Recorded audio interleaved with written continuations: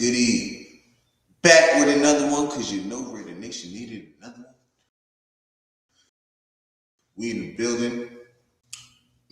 Excuse me, Raiders underscore football is the channel. Welcome to the Yurp Jers. Got my partner, my little partner. Yurp. My little partner, Zach G's in the building, man. You know, he's a little bit fascinated on what we've been doing this season, man. I'm telling you, man, we are catching a lot of attention. We attracting a lot of attention. Good, bad, and ugly. So, but we in the building, man. A lot of moves that's been made. You feel me? A lot of moves been made.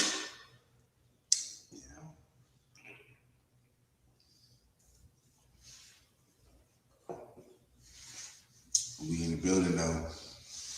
Yeah, I'm saying. Excuse me. Make sure you gotta hit that like button. Subscribe to the channel if you ain't already, you feel me? And yeah, man, become a member, man. You see the banner down low? It says become a member. You feel me? Join, man. It's only $2, you feel me? And I do take super chats also, so I make sure y'all get y'all super chats in. You feel me? I'm not no stiffler like I'm only reading super chats. No, I read everything. You feel me? So the super chats is for the love. You feel me? That's how I see it. You know what I mean? It's for the love. But what's up with everybody, man? How y'all feeling? We in the building. So I don't think we're making any more free agent moves. I think those last two, getting a fullback and another receiver, was probably our last moves we were going to make in free agency. So I think we're done with that. So I want to move on to the draft, and I'm going to be covering the draft from here on out. Matter of fact, I got some mock drafts that I haven't put out yet. I've been apologizing. Your boy been lazy a little bit, you feel me? Your boy been lazy, but I'm back though. I had to take a little break, you know, to mental, you feel me? A little mental break. So anyways, I want to talk about the draft, right? There's a lot of guys. Yeah, of course, y'all know Baltimore screwed us over too. So now everybody knows that Mendoza is going to go in number one. He's coming to the Raiders. So I want to talk about what direction do you guys think right now? I think I really want to say D tackle. I really think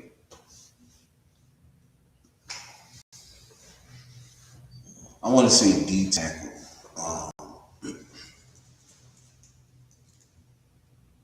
What else? Maybe receiver. Them the two. D tackle or receiver. Or safety, because I wouldn't mind us getting a free safety. You feel me?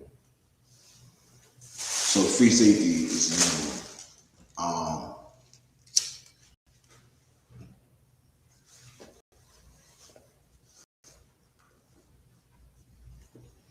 I'm trying to figure out what else.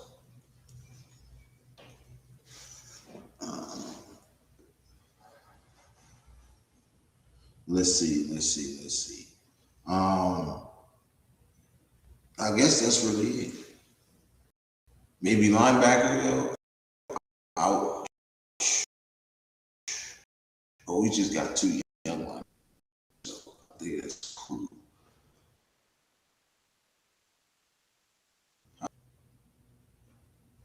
My nigga with a crack like my nigga, you know what we do. Mike Lopez in the building. What's up, my boy? He said, happy to see you here. Yeah, man, we in the building. A little early Saturday show, you you feel me?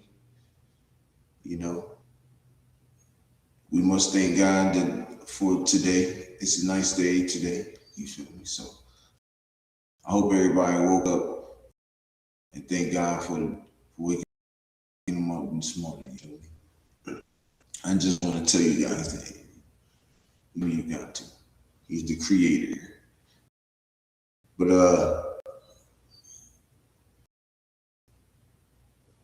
let's get into I'm gonna go linebacker, D tackle is where I feel like we should go. Alec in the building, what it do? He said Raiders free agency, Spy Tech cooking with gas. Hey man, cooking with gas, propane. Hey, he even goddamn smoking shit. You feel me? Ain't that right? Nigga in there. He said off the balance, we need to address our safety rule on bro. Yeah, that's exactly. Safety, linebacker, or D tackle is the three I would be trying to do in the free round. Well, you know, from the second round to the fourth. Mike said the 36 picks. We could do that also. God is so good. Yes, he is. All the time, brother. All the time. Alex said, take care, nation. Hope y'all having a great weekend. Alec, man, I appreciate you popping in, bro. Thank you, man. You also have a great weekend, my brother. Yes, sir.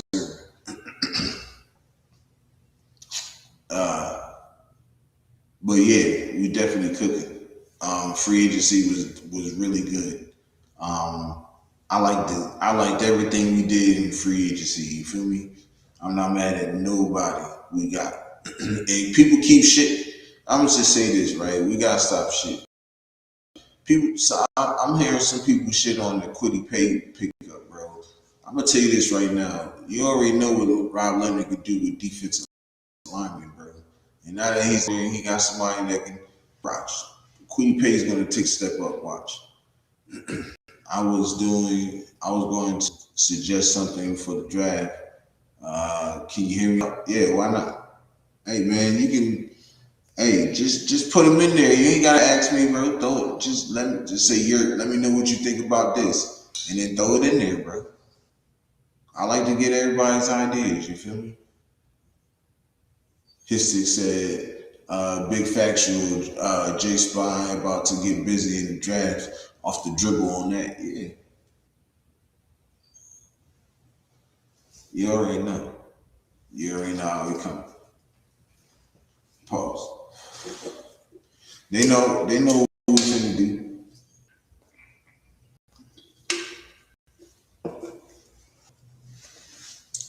They know exactly what we're finna do. Safety vet could be added and still get handled in the draft. Drafted free safety. That's what I'm saying. I'm liking that right there. Quiddy going to be good. Yeah, of course. Look, Quiddy is he can play along defensive line that nose tackle. You feel me? But I think Quiddy can play the 3 technique. He can go outside, play outside rusher if he wanted to. You know what I'm saying? He can move all over it, bro. And I like that. He can definitely move all over. Pickup right there. That was a sneaky good right there.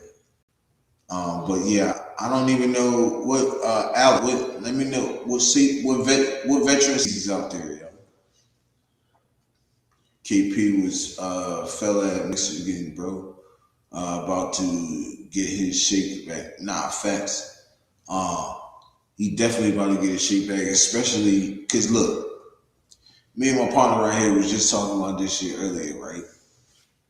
Max Crosby is loving the moves we made because now he can talk to these guys. Some of these guys is young, you feel me? They about around his age. They gonna listen. Cause they know what kind of player Max is. So they gonna listen. This defense is gonna be way different. Top 10. I was saying 15, but then I moved it up to when Max came back and moved it up to at least 13 to 10. You know what I'm saying? Like what this man is doing. He can talk to these guys though. You feel me? He can't talk to other guys like freaking Devin White and all the other guys. Like they ain't trying to hear that. You feel me? They ain't trying. They trying to get a bag and play. These guys is young. They look they hungry. They hungry. Oh, bless you. Quay Walker, hungry. Kobe Dean, hungry. Hungry. You feel me?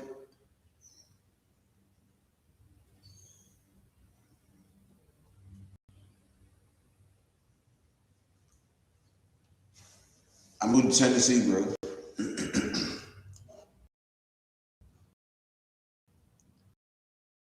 Your let me know your thoughts on this. The draft is a special day for Mendoza.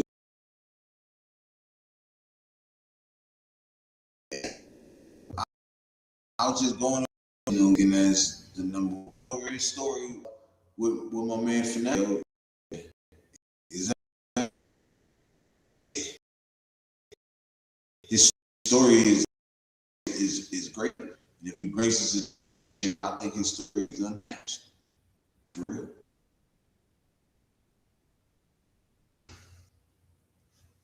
Steve Martinez in the building. What to do? Frank, what do you?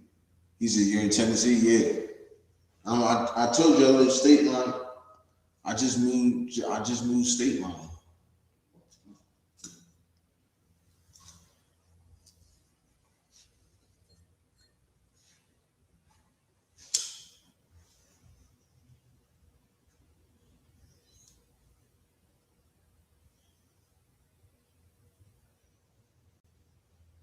He said, "Frank, what to do?"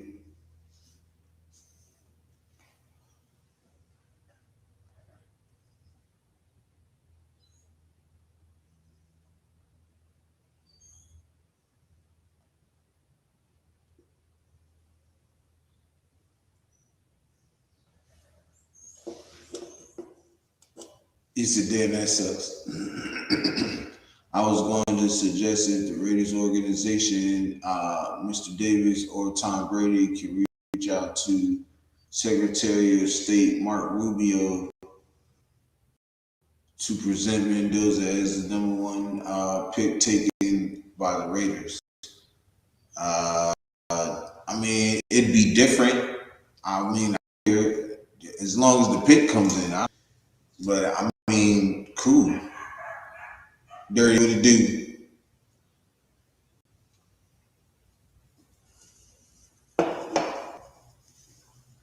I ain't got no problem. You feel me?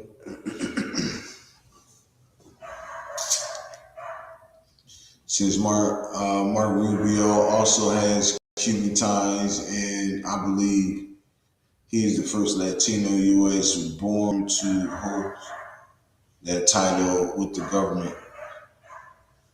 I mean, I guess. I mean, it's a cool suggestion. You feel me? I mean, like I said, I don't got no problem with it. It'd be different. It'd be something that really ain't been done really. If somebody else called him the first pick, unless it happened before, I really don't know. But I mean, yeah, I wouldn't have no problem with it. Shoot. Raiders could get safety Ifitu Melifonwu from the Dolphins, or maybe Poyer, 1 year deal. I like Melifonwu. I think he's pretty solid. Damon Johnson, appreciate you pulling up. Why would the Raiders franchise Mark Rubio to in player? Like I said, I don't know. I think it'd be different. You feel me? Will they do it? No, you feel me? But straight. Gizmo in the chat. Yeah, he's out there going crazy. Oh God. Every time I put him in the backyard, he keeps hopping the fence. So left him in the crib. Hold on, let me talk.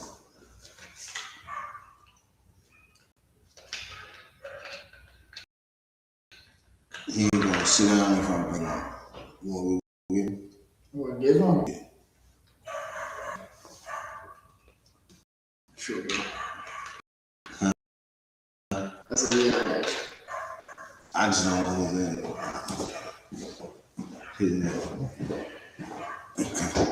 Jack, what it do, Jack?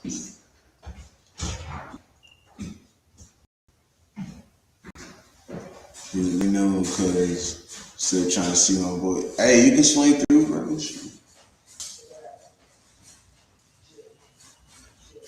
You can swing through. You feel me?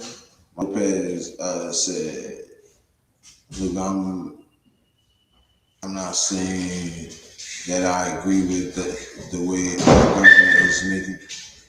What the heck? Hey, what are you doing? Come. I like the steps, he really the steps. Like I was walking and he went right on my foot. You get on the couch to get back.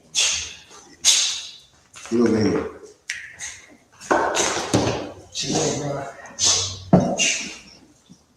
Come on. Get over here. Here.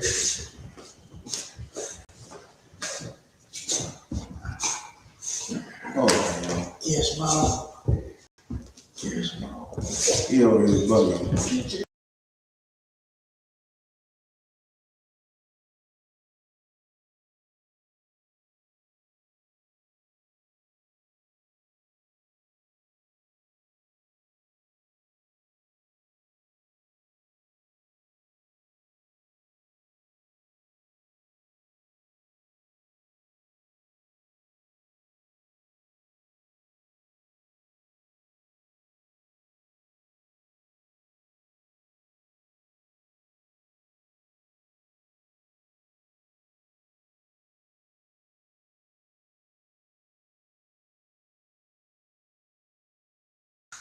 What's happening, y'all? But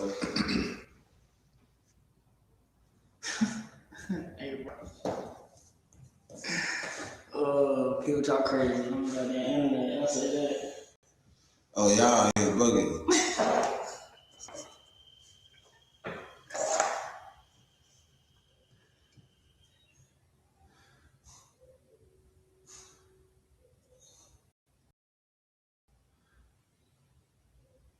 Look, see, we not finna go. I see. Oh man, y'all bugging, yo. Oh, he ain't saying that shit, bro. Okay. I thought you were talking about you. No, this thing. All right, now we ain't gonna be arguing now. Everybody good.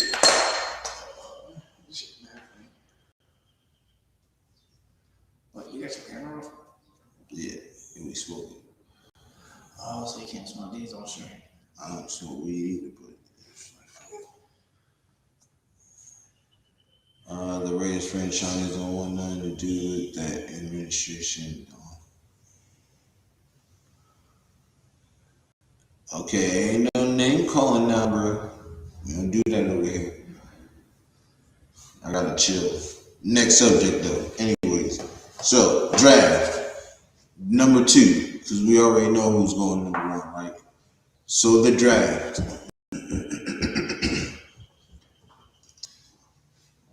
This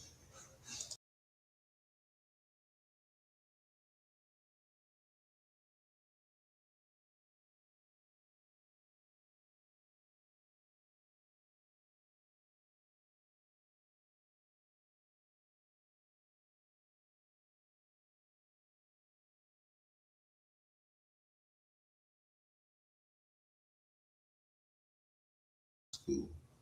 Yeah. So to the franchise, like I was saying, I mean to the draft where I'm going, right? I'm just turn this camera off. So to the right?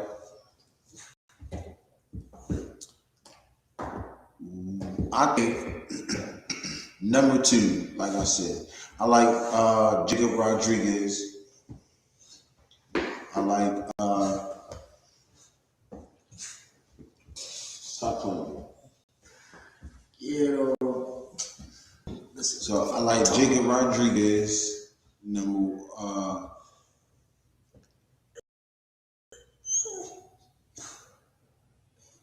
Nah, facts. That is a lot of work. I mean, we can get right. 11 picks.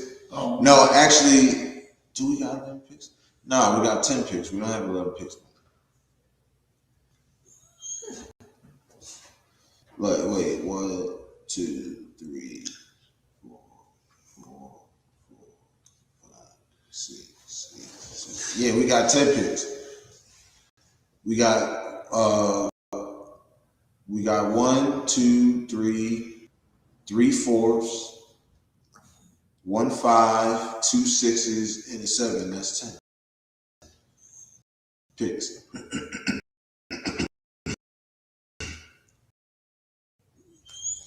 We shape though. You feel me? We still in good shape. Don't forget picks too, right? If I'm not mistaken. We have 11.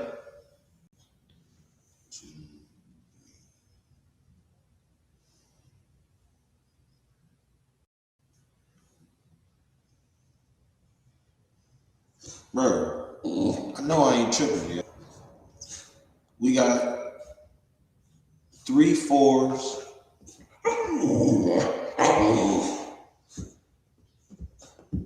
We got 3 4s, 2 6s, 1 7, 1 first round pick, 1 second round pick, and 1 third, and 1 fifth. That's 10 picks.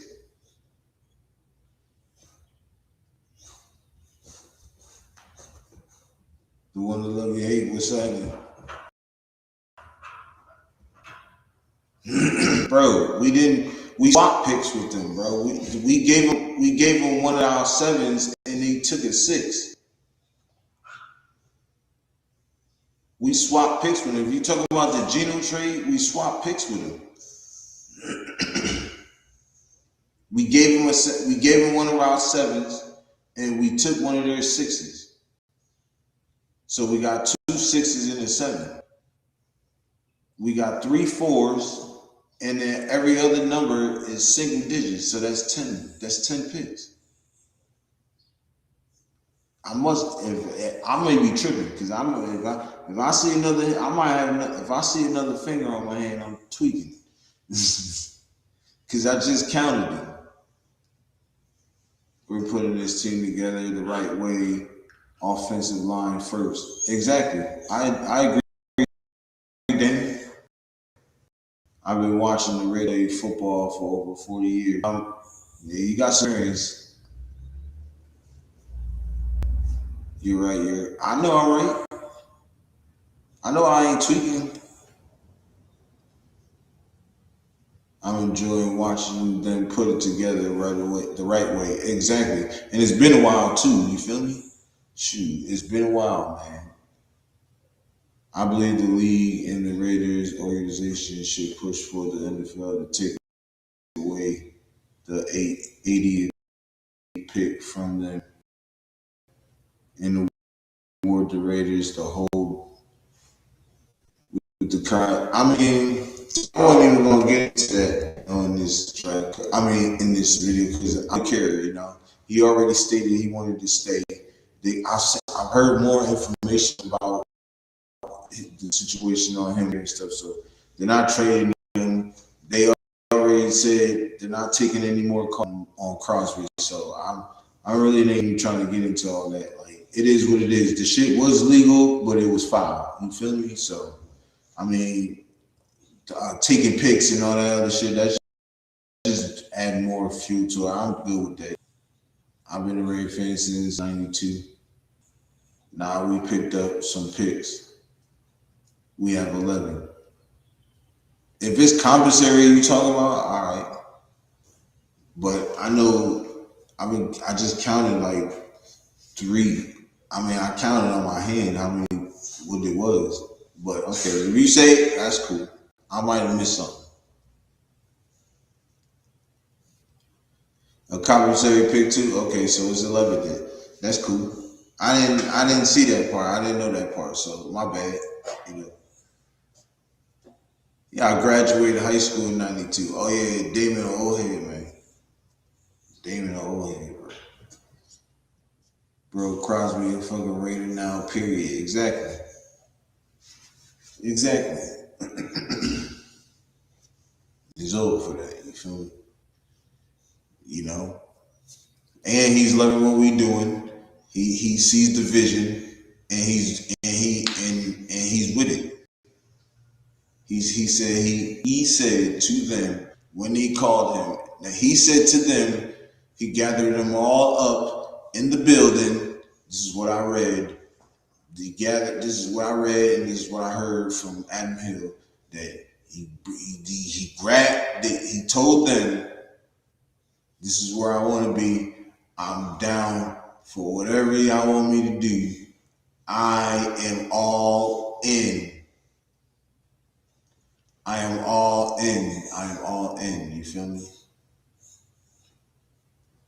He said with the Ravens organization being doing these for a while, I'm talking about compensating the Ravens. You never listened to me. I mean, I heard what you said, but I mean, like it was legal, so it's like, what are they gonna compensate us with? You feel me? Like, you know what I'm saying? Like, it was legal, but it was foul what they did. You feel me? So, I mean, like I said, we got the good end of the stick. Shoot. We got the other side of the sword. You feel me? So he said, "Come on, man, I got you, bro." Nah, I dig it. I can dig it, bro. I can dig it. Cause yo, and I ain't gonna lie, I swore on everything, bro. Didn't I say something about commissary picks? Yeah. You feel me? My homeboy right here, you see, I mean, he in the cut. I said something about commissary picks, but you know, since you confirmed it, that's it. You know, I appreciate it, bro. Go look, keep me on my toes, my guy. If you want the link, my guy, if you got some time, man, swing through. Herman Munster in the building. What it do? He says, "Salute everyone in here, man. Appreciate you pulling up, man. Appreciate you pulling up, man. Hope you hit that like button. Hope you subscribe to the channel. Appreciate it. Definitely appreciate it." Forget what Max says. His wife said he's staying in Vegas. That's all I needed to hear. Exactly. Exactly. Yep. His mama too. Everybody. Yep. You're definitely right, bro. Definitely right. Shoot. Now when you're dealing with first round picks, what message are you sending to the league? Like you could, I mean, shoot, they did it before and nothing happened. So I mean, what you want us to do? Oh, my brother, East Coast in the building, sir. Yes, sir. I mean, what you want us to do? The one to lay hate. What's good with you, brother? How you feeling, man?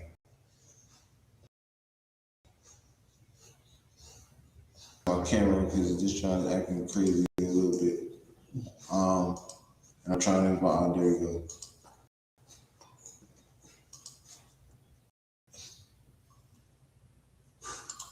Peace, man. Relax.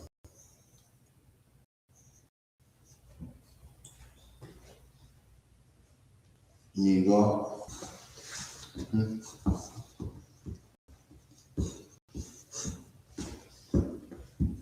Hi, Q in the building. What's up, cuz? He's a video call knowing how to. Who you talking about? Bro, I don't even be in loop. Shoot. I be dealing with real life stuff over here. You feel me? Cause you know me, I be trying to get through that shit and then, you know, I touch back with niggas. What's happening though, bro? Quit it.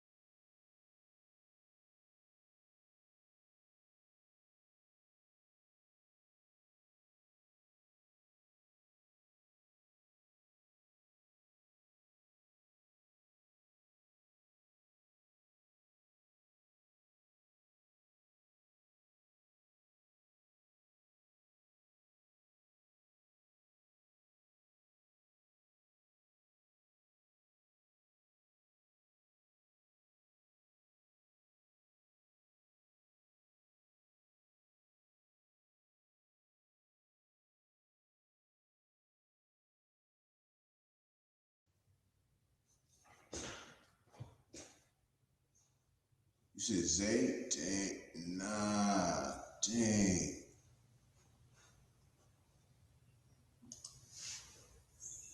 That's crazy work. I'm finna call you after this, bro. I'm finna call you after this. Why would we be banning the Raiders? He didn't ban the Raiders. Dirty in the building. Anybody that's trying to tell you the fact that Max wouldn't be, the fact that Max wouldn't be unhealthy is full of ish. And you know it, man. I'm sure you should. Nah, I've been saying that, bro. You're muted. Nah, I ain't muted no more. Am I? Nah, No, I ain't. I'm good. Greg, what's happening, brother?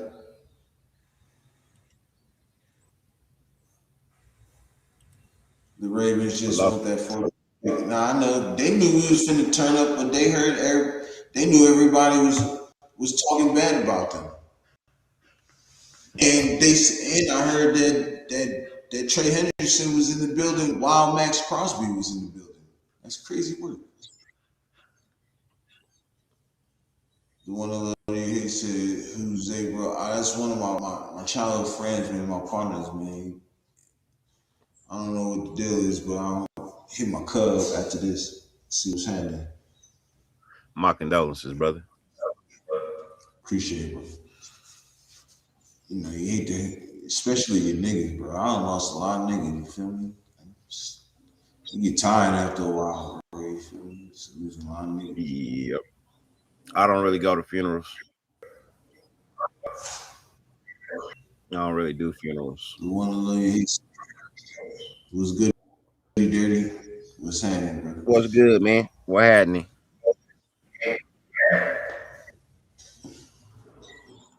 What happening, man? Yeah, shoot. He said, "What's happening, man?" Ravens makes their self look bad. Hope other teams don't trust them after this move. That's what I'm saying. Like they're gonna get back on them is nobody gonna really fuck with them, and nobody's gonna want to make a trade with them when it really counts for them. Watch. Nah, So that ain't.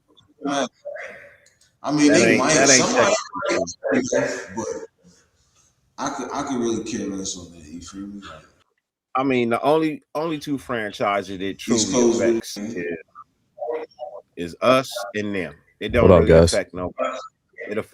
It affects our relationship with them and any future dealings. You know what I mean, but the rest of the NFL, everybody coming out saying, "Oh, this is BS, blah, blah, blah," but you all operate the same way. So right. I'm supposed to take your word as it's a BS call when you all operate the same. And y'all all talk bad about us too. I see the blogs. Mm-hmm. They all talk bad about us. So I don't believe They what killed none me of the because Tom GMs Florio Tom Florio blamed us. He said it was our fault. I said, how? How the hell is it our fault? Right. Yeah, well, you know, he don't like us but we rated it up. Come on now. He don't like us anyways. No, I know he don't. I know he don't. What up, East? What's happening, man? How y'all feeling? Good. How was your week off?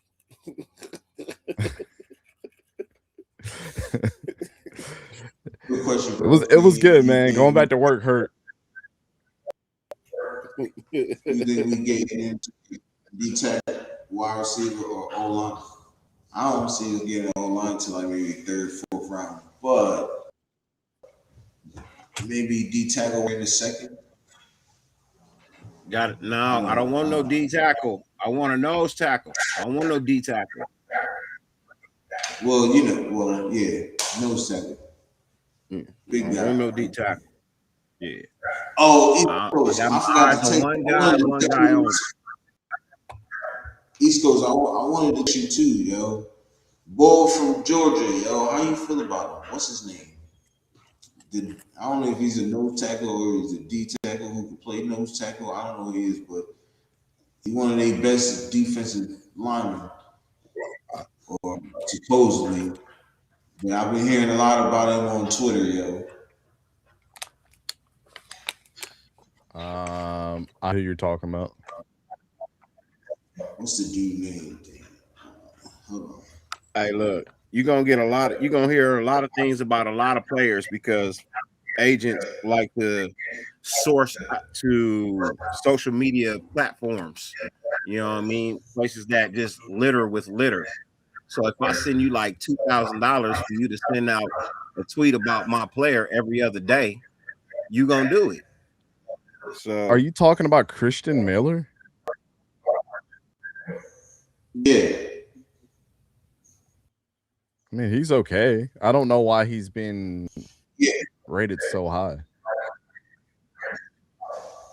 So high, right? That's what I'm saying. He ain't no Lee Hunter. Last week, everybody he ain't no Lee Hunter. Yeah, he's not better than Hunter. There's not a lot of players in this draft that are better than Lee Hunter, to be honest. Those are the only two I want. Him and Caleb Banks.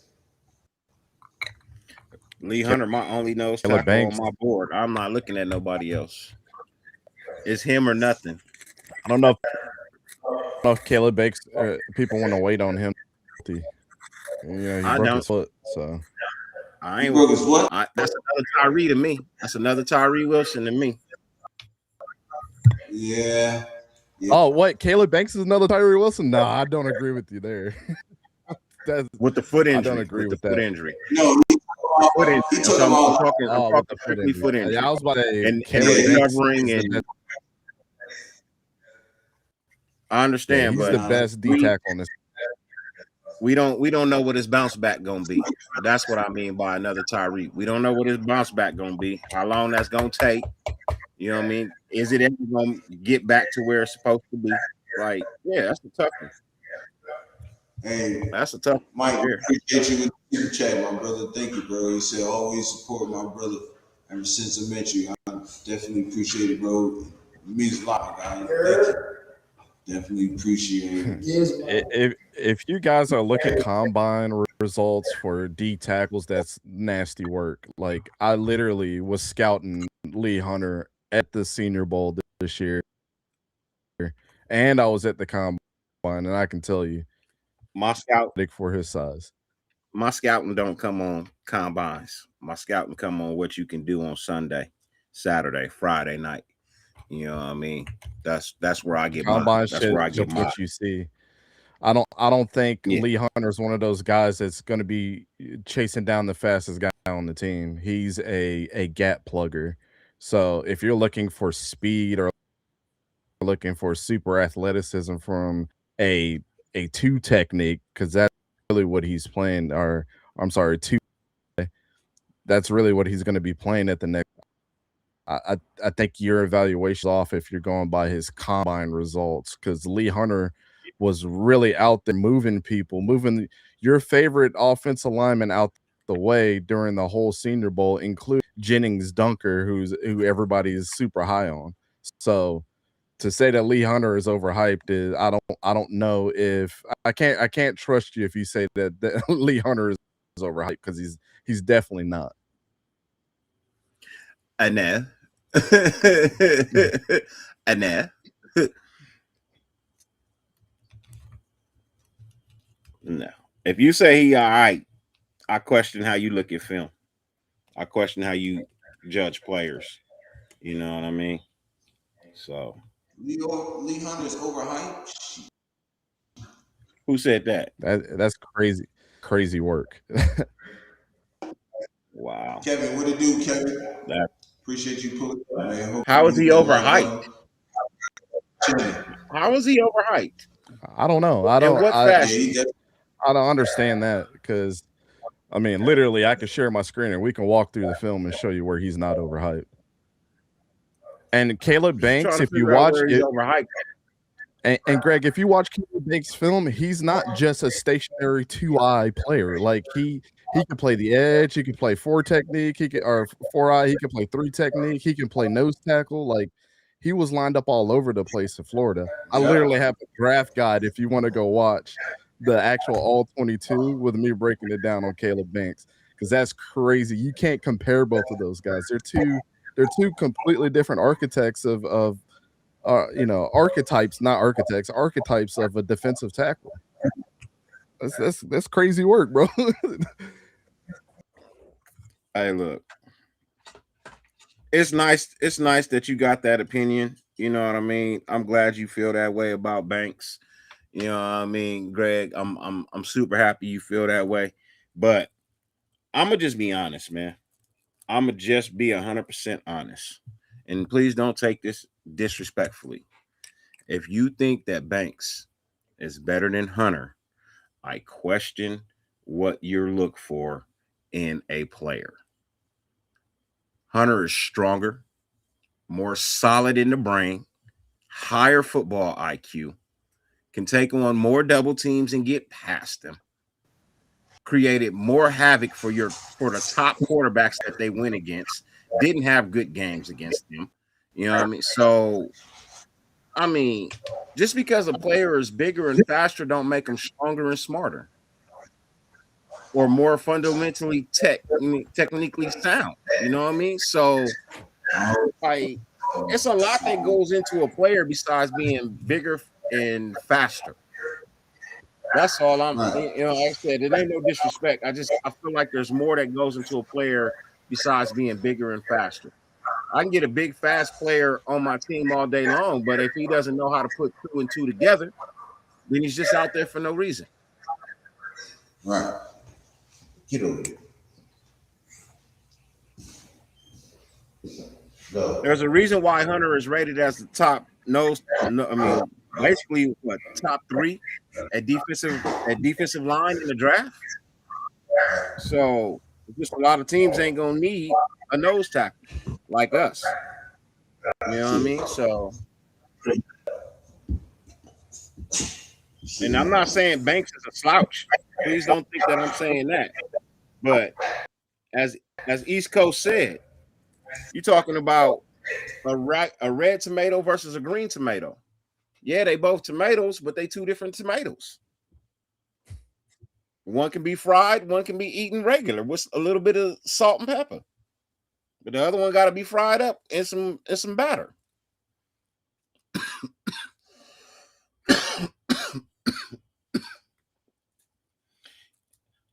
Like you said, if you basing it just off the combine, that means you didn't watch the kid throughout the year. You can't take it off. You can't base it off numbers, bro, of a combine. What did you do with your team? What did you do with your team? I mean, I think Caleb Banks is the best defensive tackle in his class. But again, if you're comparing him being a nose tackle versus somebody that's playing 4-eye, to, you know, like Lee Hunter is going to be playing nose tackle. They're two completely different defensive tackles, man. So if you're going in and saying, and Banks broke his foot and ran a 5.5 or 5.05, I knew that he would probably run under a 5 from watching his film. Like I don't like Caleb Banks is a monster. He was going to test well if he didn't. He would have did the rest of the combine and he would have been in the top 1% of defensive tackles that come out. But really and truly, that's not, like you said, you're comparing a red tomato to a green tomato, bro. They're two totally different. Like if you draft Caleb Banks for the Raiders, he's not going to fit there. He needs to be in a 4-down lineman scheme where he can move around. If you plug and play Lee Hunter into a 3-4, he's going to be successful. Like it's all about scheme fit. So comparing combine stats doesn't impress anybody because we could go down the list of people that had a great combine. Xavier Worthy, for example, he's just a borderline number 3 receiver on any team. He's just fast. I don't have no faith in these players that run 4.2s, low 4.3s. Like all they are is speed. 9 times out of 10, bro, all they are is speed, and their careers in the NFL don't last but maybe 2 to 3 years because nobody knows how to use them. They can't catch the ball. They take a hit on a kick return because that's easy for them to field the ball, kick return, punt return, and then they never play again. Right. Hey, East Coast, And how do you feel about what we did in free agency? I did want to ask you that too. I try not to get too hype off of free agency, to be honest, but like, I mean, I've said my piece on the whole Ravens thing. Like, it is what it is. It's the risk that you run whenever you trade a player before the deadline. Like, you gotta be able to not throw all your eggs in one basket when you might be getting that player back if his medicals come back.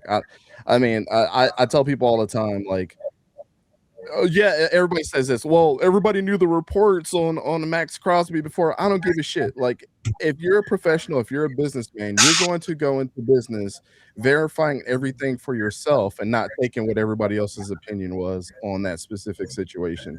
And that's exactly what happened with the Ravens. There's no other way to slice it. And so you guys got Max Crosby back, which I think is fantastic, but I don't see Max Crosby being the player that he is in a 3-4 other than what he was, in this previous role and playing a defensive end. So, but I look at like the Quay Walker move. I love that move. I think that was probably one of your best signings. I think that was actually your best signing. Tyler Lindenbaum. Who you pay? Tyler. I don't think Tyler. Yeah, I don't think Tyler was. I mean, that's just my opinion. I don't think Tyler was your best pickup. And I think it was because of our lack of stability at that position. You know what I mean? And getting a real center in here that allows JPJ to go back to guard his natural position. You know what I mean? I think that look, as much as I like, because I called the Quay Walker. I called it here on this show, matter of fact. You know what I mean? When we was going over free agents. And I called that. I was like, bro, that's a linebacker we got to go get. If we want to really, truly step our game up, we got to go get him. You know what I mean? I just love the way the kid play. When he was at Georgia and following all the way through, bro, I love the way the kid play. And he embodies what Max embodies as a Raider. Coy looks like he should have been in silver and black from day. You know what I mean? So, the way he plays, the way he goes about getting ready for game, the way he approaches film, you know what I mean? All of that just screams Raider to me.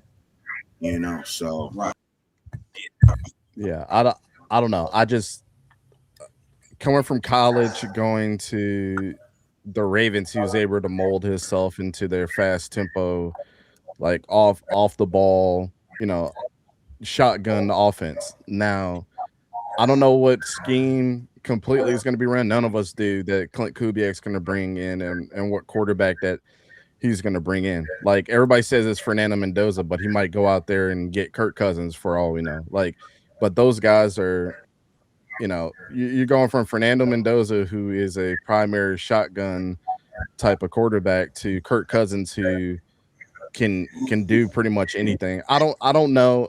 I just don't understand the scheme fit of going to go get him. I like Tyler Linderbaum. I think he's a great center, but you're going from a high tempo scheme to probably something that's going to be slowed down. I don't know how he's going to be able to deal with that. I mean, we've seen great players go to other teams and go to a completely different scheme and then just fall off the face of the map. I'm not saying that it was a bad sign. I just don't think it was as good as what Quay Walker was.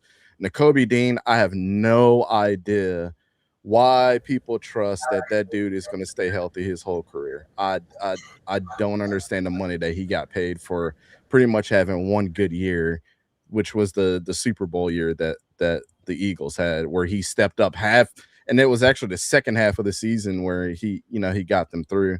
What was some of your other signings?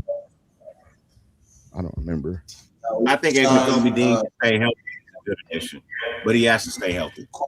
You know what I mean? If he can stay healthy, he'll be a good addition. Lining him up alongside his college back, you know what I mean? You know, with Walker, you know, maybe it revitalizes something in him. You know? Yeah, Kwity Paye. I love the Kwity Paye signing too. I think he's going to be good. I've always liked Kwity Paye. Jalen Naylor, I think Jalen Naylor's ass, to be completely honest with you. So, like, I just want to say this: if there's anybody out there that thinks that Max can't stand up in the 3, you know what I mean, in the 2 technique and play the 3-4, I don't know what you watch with the kid. I really don't know what you watch with the kid. You think that he's going to play that far inside? 2 technique is head up on the guard. I said 3. Oh, 3 technique. Okay. Yeah. Well, that's still further inside too for him. That's just outside the shoulder of the guard. Where you going? I mean, yeah, I feel like he can play there. I feel like he can play there. I feel like you put another linebacker on the outside to contend with that tight end. If you got 2 linemen trying to, it's gonna be hard for both them linemen to contain Max. It just is. They're gonna get confused on who gonna block him. There's gonna be some misconceptions every now and then and some mess ups, and yeah, I think that plays into the mind, you know. Well, I mean, you go from a guy that primarily plays like 90% of wide 7 or wide 9 on defense, and you're gonna move him inside. I think that'd be career suicide for him. Like I don't know. I've never seen him do that.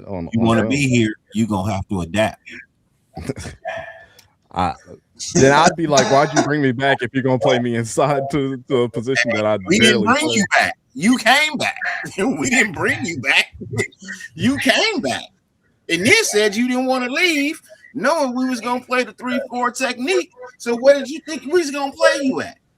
Yeah, he's gonna be playing wide 7, I think. Him and Kwity Paye. They're just gonna be sitting on the island by their own. That's fine. I can live with that. You can stand him up on the outside. I feel like he's perfectly fine at that. We'll see. But it's gonna be interesting. Hey, look, you'd be surprised if you see him in the fucking 3 technique. Yeah, I don't think he cooks at 3 technique at all. Don't be surprised. Well, that means he's gonna be getting by guard and tackle. Like primarily, he's gonna be getting double team. You put him out on the wide 7 or wide 9, he's by himself. The only person he has to worry about is getting around the tight end or the left tackle, unless the running back comes up and tries to play in pass pro, but nobody really plays pass pro at a high level like that in the league. You want to be a part of the team, you need to be a team player. You need to do whatever it is I ask of you. You came back. You said you wanted to stay. You heard we were playing 3-4. You already made up your mind as to what it is you want to do. So if I put your ass in the 3 technique, that's where you're going to play. Hit the gym, bro. Hit the gym. I think that's going to be Kwity Paye's role. I don't think that's going to be Max's role, to be honest with you, bro. Hey, look, you can line both of them up on the same side for all I care. That's going to be amazing. That's Quiddy Pay and him on the same side. That's same crazy. side. Then what? That's amazing. You're gonna put your nose tackle in? I don't know, bro. That's weird. Where's your nose tackle going? If you're Oh, gonna hey, have- look, hey, shit. No, you want to bring motherfucking Malcolm Kuntz back? You want to bring Malcolm Kuntz back? You better play him somewhere. Yeah. You still got Tyree. You better play him somewhere. Yeah, I'm just saying, who you gonna stand up on the outside? Tyree or Malcolm? It's funny, in 2025, Max did not line up inside. He was outside primarily. So he did not play 3 technique, 4 eye. He didn't play none of that. So that's what I'm saying. This could be career suicide if you do that for him. Let's see in 2024. Gotta figure out where he can fit. Gotta figure out where he can fit. He's not a linebacker. He's not a linebacker. Well, he's had more snaps at linebacker than he's had at defensive tackle. Like the last 2 years, he didn't play any defensive tackle position at all. He played linebacker more. That's crazy. I didn't know that. Did he play like a linebacker on the defensive tackle? It can happen. It can happen. My bad. Yeah, it can happen. It could. He played inside linebacker 1 time last year. That's crazy.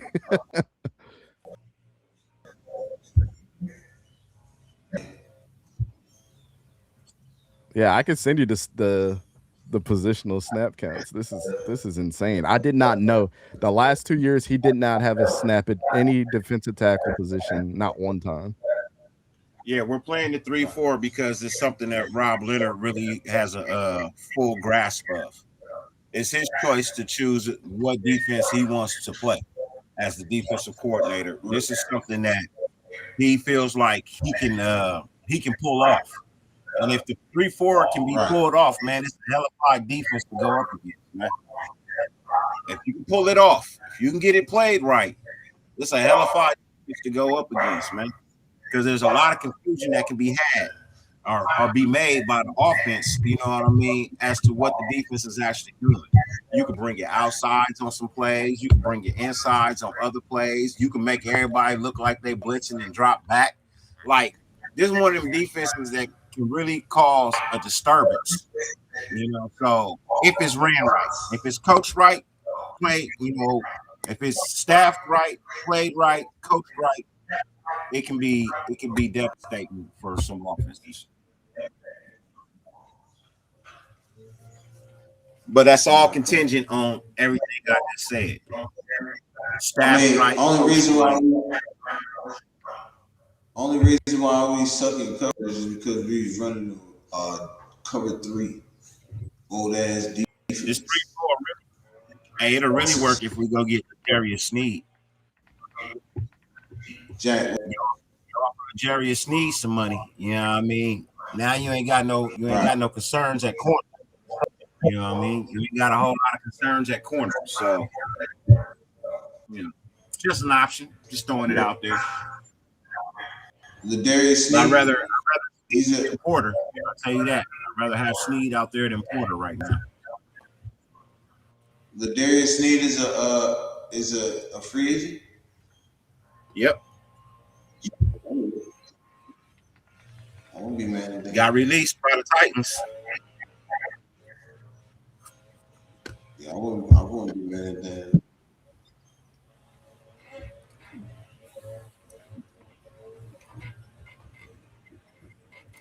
So you tell me then, if you asking the question, you tell me why. Since I'm wrong, you give me your answer. Money. It has all to do with money. Bullshit. Sorry, garbage take. That's a garbage take. It's got nothing to do with money. The defense that's ran has always got to do with what the defensive coordinator chooses to do. Got nothing to do with money. Did somebody really say that in the chat? Bro, it has all to do with money, bro. No, it don't. 3-4 is the most popular scheme in the NFL. I think like 70% of teams run it. Because it's favorable to who? Edge rushers. money, bro. Come on. If that was the case, bro, we would have switched up defenses like 4 different times because we couldn't afford shit. We'd have been running the 3-4 if it had everything to do with money. Come on, it got everything to do with what the defensive coordinator chooses. Yeah, that's what he wanted to do. Make no sense. If that was the case, and quite frankly, that's what Kubiak wanted him to run too, was a 3-4. And the only good business about this is that if it succeeds and they start winning, that they put more fans in the seats. That's it. But that's any defense, bro. It's any defense. Right. To say it got to do with money, that's almost uneducational, unethical. I see a screen being shared. I would love to see this demonstration.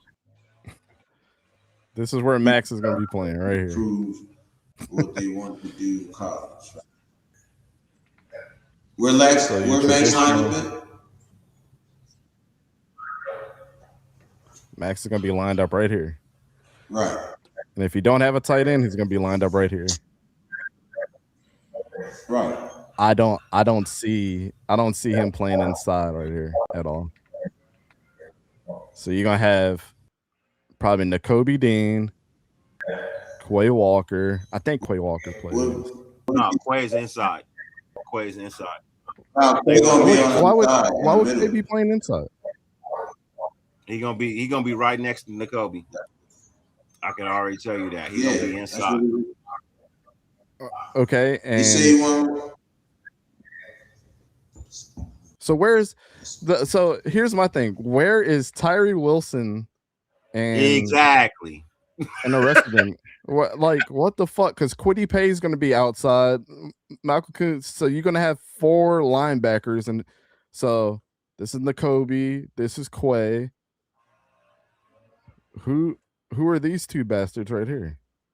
Exactly. We don't have them yet.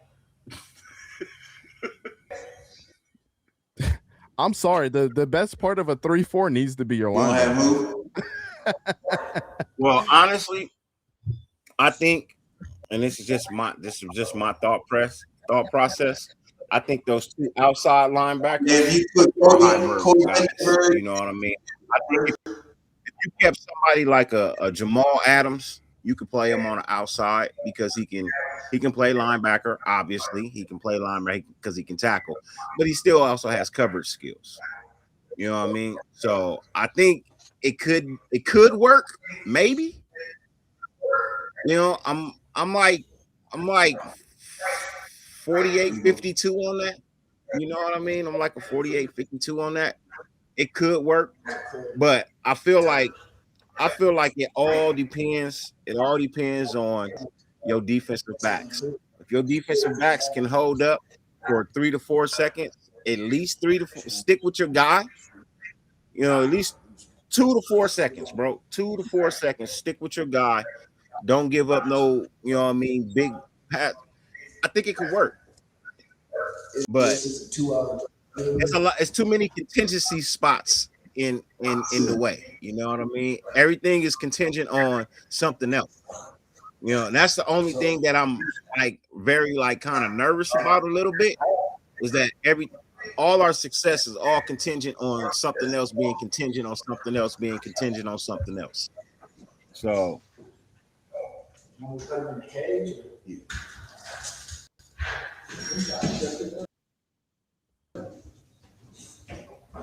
me, that's a tough one. But I can see it working. I can see it working. What's your view on this dude, Emmanuel McNeil-Warren? I think he's absolutely fucking garbage. I don't know why he's being projected so high as a safety. Who? Me and my buddies literally went through that film as of last night, and I have no idea why he's ranked so high. He's slow as shit. I knew it. I freaking knew it. Everybody kept saying McNeil Warren. I liked it, Kilgore. I thought Jalen Kilgore was nice. And Jalen Kilgore really is playing a position that he filled in for what's his name last year, Nikuman Wari, because Jalen Kilgore was a big bodied like outside corner, like boundary corner for years. So you're looking at like the next Jalen Ramsey type of corner. I agree with you there. Jalen Kilgore is for the 1 year that he played safety is much better than Emmanuel McNeil Warren. And there's no slight to the guy. He's like, no, he's the next Stephen Wari. I said, nah, bro. Please don't bring no Tyrod Taylor in here. Please don't bring Tyrod Taylor in here. Tariq Woolen was from UTSA, bro. He wasn't from Toledo. Right. What's Donovan? What's that? The other corner was from Quinyon Mitchell was. Quinyon Mitchell, yeah. But like he one of a kind though. Yeah, he was like one of one. He's one of that.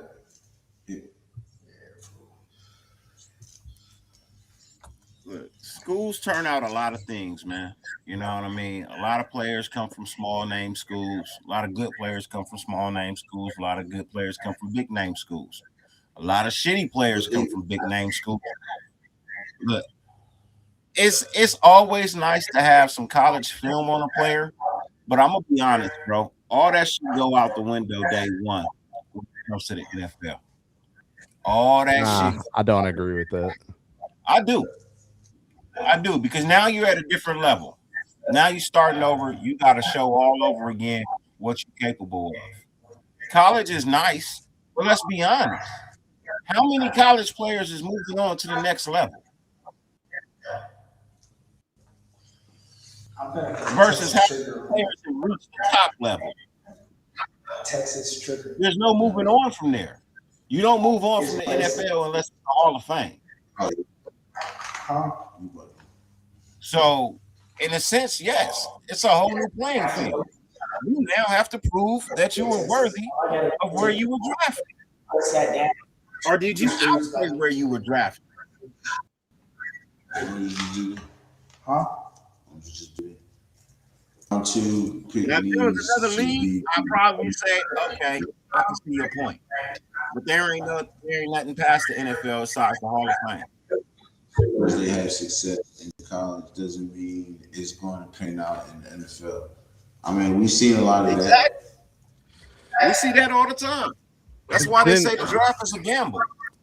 Yeah, I don't agree with that. I don't agree with that. Because then what are we supposed to base what are we supposed to base off everything?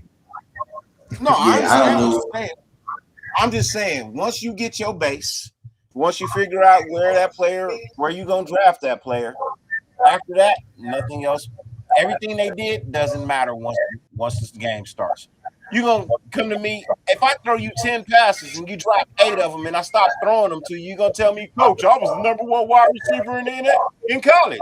So the fuck what? I threw you 10 passes, you dropped 8. Step your game up. I don't give a shit what you did in college. You ain't doing it here. Big facts. You ain't doing it here. So does it matter what you did in college if you don't do it at the next level? And that's being honest. It only counts to a certain point. Once you get into the NFL, what you did prior to that has no bearings on your future. At that point, it's all up to what can you do from there? What you gonna do with this opportunity?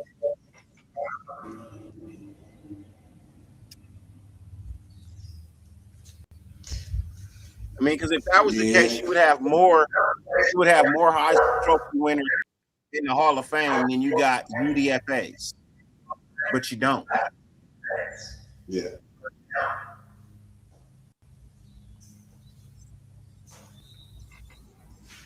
That's crazy. Yeah. Thank you, Jack. Once drafted, you start over.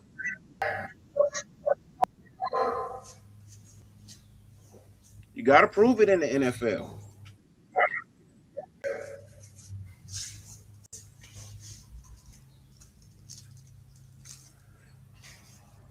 Now, it counts throughout the years of your college career. It counts for where you get drafted at.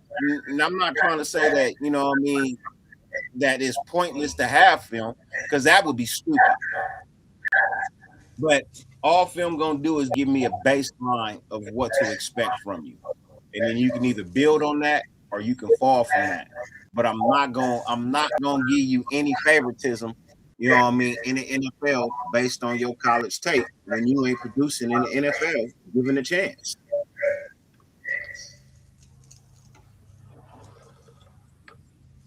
Now, could you at least agree with that? Nah, I respectfully, I don't agree with any of it. Dirty. I'm saying this your job. You go like, nah, then my job. That's not my job. It's not my day to day. Or extracurricular activity, hobby. I'm not going to the combine as a hobby. I'm not doing that. Somebody got to pay me to go. Oh, I mean, I have a YouTube channel that people respect my opinion enough to know what I'm talking about. So, I hear you. I get that. That's why I do it. But you got to pay me to go places, man. I'm not going places just because I love my subs, bro. I love them to death, but man, hell nah, I ain't going to no cold ass Indiana for y'all niggas. Oh, believe me. I do it because I love it at the end of the day. So you know, even if I had 2 subscribers, those 2 subscribers are gonna get the most informed opinion from somebody because they know I'm boots on the ground. I got you. I respect that. I respect that. I'm from a warm weather state. We don't like cold, so I ain't going nowhere cold. I get it. I grew up in Baltimore, bro, so it's all good. Yeah, I'm here in California, bro. We don't do nothing cold out here, man. Yeah. See, I live in a part where you can go snowboarding in the morning, you know what I mean, and you can go surfing in the afternoon. I feel it. And they only 2 hours from each other.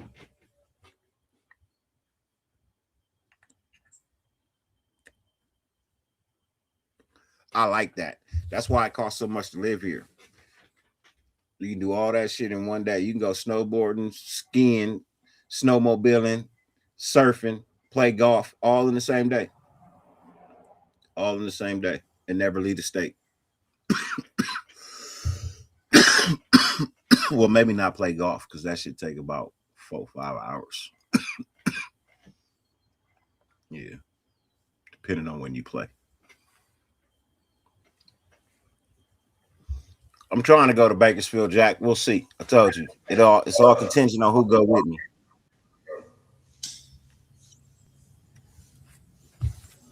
I'm waiting on JT to get back to me. See if JT going. I'll think about going, but now I ain't gonna be able to go. I'm about to start this new job. And I'm at because I really want to go. The money come first, you feel me? I ain't getting paid all the way yet.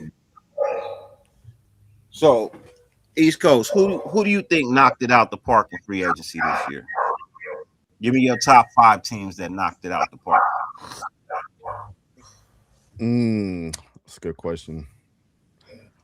Let me go to my notes here. Look at my notes.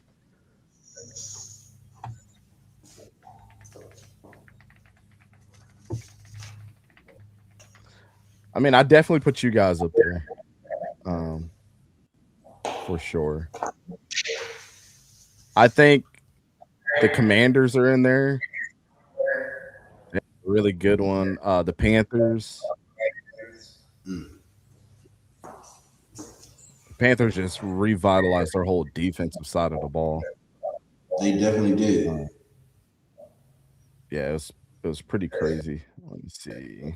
I wouldn't say the Niners knocked it out the park. Sorry. No, I don't think so either. I'm sorry. You paid all that money to an agent, Mike Evans. That's not knocking it out the park, bro. Sorry. Coming off an injury too. Nah, that's not knocking it out the park. The Giants knocked it out the park. I think the Giants knocked it out the park. The Giants did. Yep. Yeah, Giants even did. the Jets. I want to say, I don't think the Jets gonna be, great. I think they still gonna be picking in the top 5. But if I gotta be honest, They made some key additions to the team. But if you got Geno as your quarterback, you're gonna be picking in the top 5 again. Yeah, I'll say the Bengals did too. I think the Bengals did really, really well, and the Patriots. I think all those teams did really, really well this year. I hate the Patriots. Hey, appreciate the subscribers. Appreciate the subscribers.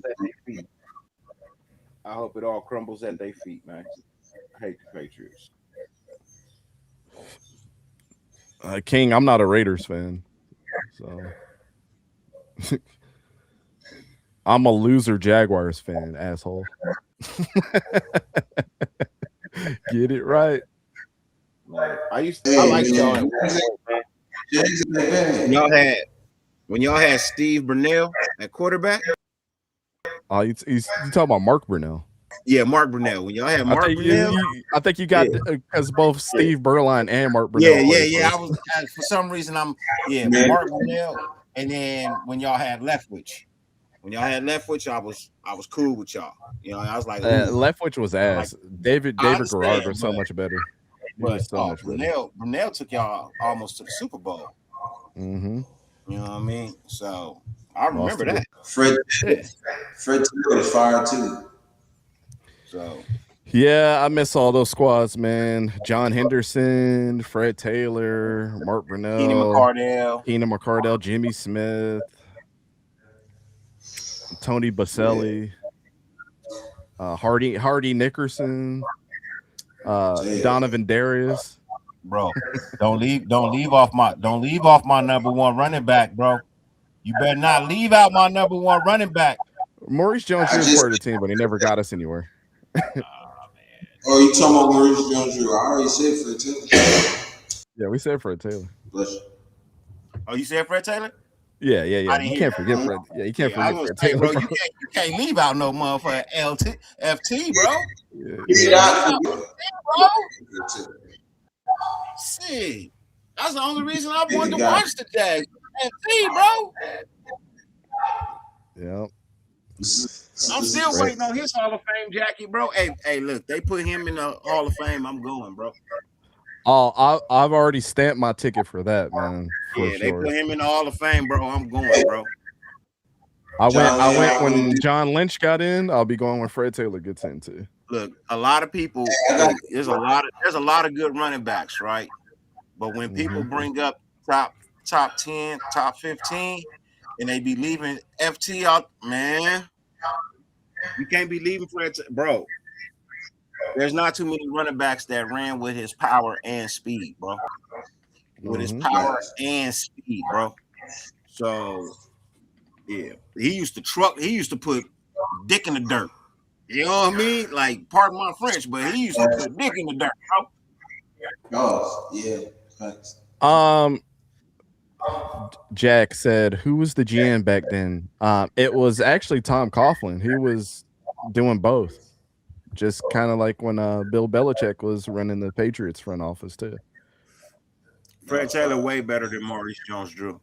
Yeah, it's not even close. It's not even close. No, it's not even close. Hey, look, and you will never get me to put Maurice Jones-Drew in top 20 running backs of all times. Never. Never. I'll tell you the only running back to run for 200 yards against the 200 or the 2000 Ravens defense, who everybody knows is a fucking monster, was Fred Taylor. Fred and Ray Lewis said that himself. He said Fred Taylor is the only person that really gave us fits outside of Eddie George. Yeah. Hey, East Coast. Who you think would be a good backup for Gentry if we get somebody in the draft? Because I don't think we get nobody else in free agency. I think somebody for that. A running back? Yeah. I think to be honest, my favorite running back in this draft outside of Jeremiah Love, and for people that I heard somebody say Jeremiah Love is not all that, I was like, are you fucking kidding yourself? I should slap the shit out of you right now. You can't trade for a number one if you don't have a number one. Yeah. You can't trade for number one if you don't have a number one. And if But I'm not mistaken, y'all don't have a number one draft pick this year, right? You don't have a we first do round. not have a number one draft pick. Yeah. We sent all of that shit to the Browns. So yeah. So yeah, that ain't happening. I'm not trading him for next year number one. Not happening. Nick Singleton broke his foot at the Senior Bowl. He's not going to be ready. He's not going to be ready for the beginning of the season. I don't know why people keep saying Nick. Katron Allen is a better running back than Nick Singleton, in my opinion. But Emmett Johnson from Nebraska should be absolutely on your guys' radar. I think he's my favorite running back outside of Jeremiah Love. I like it. He don't get mentioned much, which is crazy. He doesn't, and his film is insane. He put fucking Nebraska on his back last year, bro. Where you think he goes? Second, third? I don't know, man. This draft is so weird to predict when it comes to that stuff. Yeah, I know.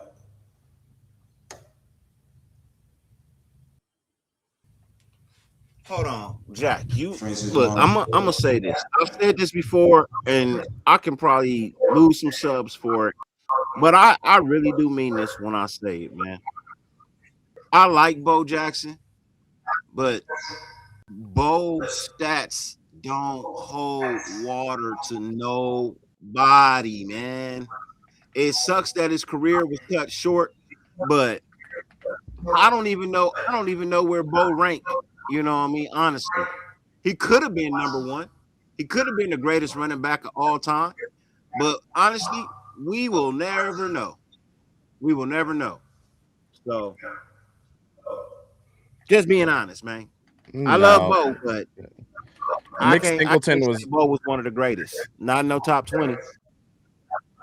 People were more high on Katron Allen than Nick Singleton this year, man. I don't know where that came from. Nick Singleton is the only thing that he's good at is he's fast. Yeah, I like. If he gets it open space,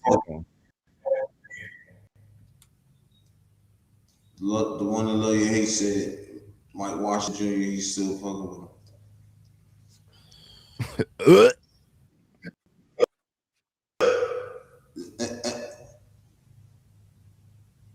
Nobody likes Mike Washington. Y'all gonna be disappointed. Nah, Emmett Smith. What's his name? Emmett Johnson. I like that book. Emmett Johnson. I like.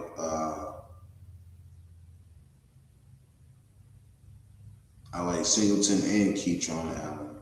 I also like Jadarian Price, but I think he goes in the first. Jadarian Price is so overhyped, man. I like Hemby. I think Hemby is better running back than Price.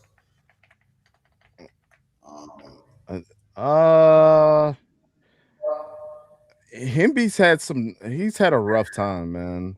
He's had some difficult years going back to Maryland. I'm saying that you think he picks off, he takes where he left off, man. He picks up where he left off. He had a solid season. Kalen Black looked better in moments than Roman Hemby. Roman Hemby's good. He's going to be a good, like, maybe second stringer on the team. I don't see him taking first team reps ever in the NFL. So you don't see him splitting carries because he's going to split carries. So what I'm saying is to back Genty up, to split the carries with Genty. I don't see him being that type of back to be able to run like that. You got to, in my opinion, if I think what Clint Kubiak's going to do, and he's already mentioned, he's going to run his running backs into the freaking ground, bro. Yeah. You got to be able to have somebody that's going to be able to run with that type of volume with them, which is like a Katron Allen and an Emmett Johnson. What's his name? Claiborne from Wake Forest. Like, those are the guys that are not only really good running backs to me, and I honestly don't think that this running back class is that deep for people to be like drooling over, like Jadarian Price. Like, Jadarian Price is another one that may be able to split. Like I think Jonah Coleman is the most underrated running back in this draft. He's going to go somewhere and be a number one for a long time.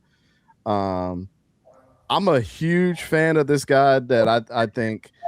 You remember out of Rutgers we had he went to the Bears. What's his name? Munungai. The next column Munungai for a team that's going to find itself to a starting role is Jamari Taylor from Virginia. He's amazing. I don't know why people don't mention him. A guy that broke this guy from UTSA, Robert Henry Jr. Hey, get from down there. This guy, Robert Henry Jr. from UTSA, he broke Barry Sanders' record for the most consecutive 60-yard runs. My buddy Rasul from South Carolina, he's gonna be nice if he gets the right system. Like Jamal Haynes from Georgia Tech. Like these are all guys that nobody mentions, but had really, really amazing careers as number one running backs. But the reason why people bring up Mike Washington Jr. and never watched a lick of him, let's just be honest, is because they hear that he's fast and they saw his fucking combine. But he's stiff. The only thing that he can do is take a toss on the outside and try to get upfield. He doesn't run between the tackles really well. He fumbles a ton.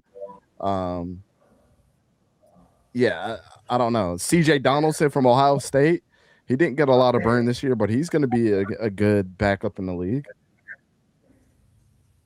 But I watch all these guys every single week. So, like, I don't know how Desmond Reed from Pittsburgh is so low on people's list.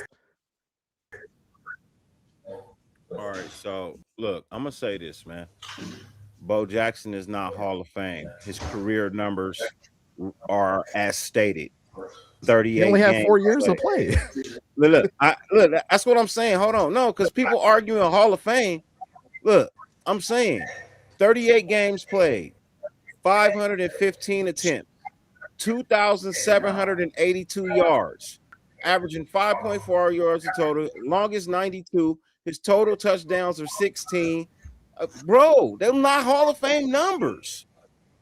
They're not Hall of Fame numbers. Yes, I get that his career was cut short and he shouldn't have played baseball while he was playing football.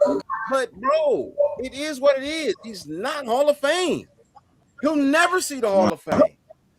Ever.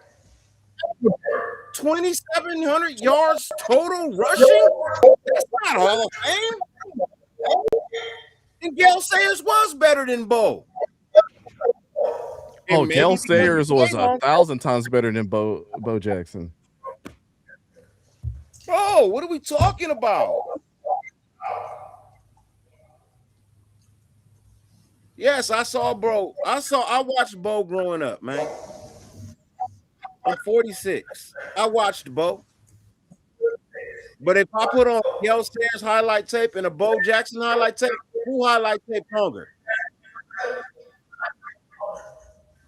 Yeah, Gale Sayers by a landslide.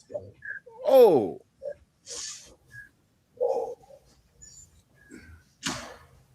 Part-time player. Maybe you should have focused all your energy on football.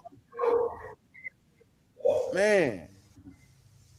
I'm not trying to tear Bo down, but damn, I'm not going to put him on a pedestal higher than he deserves.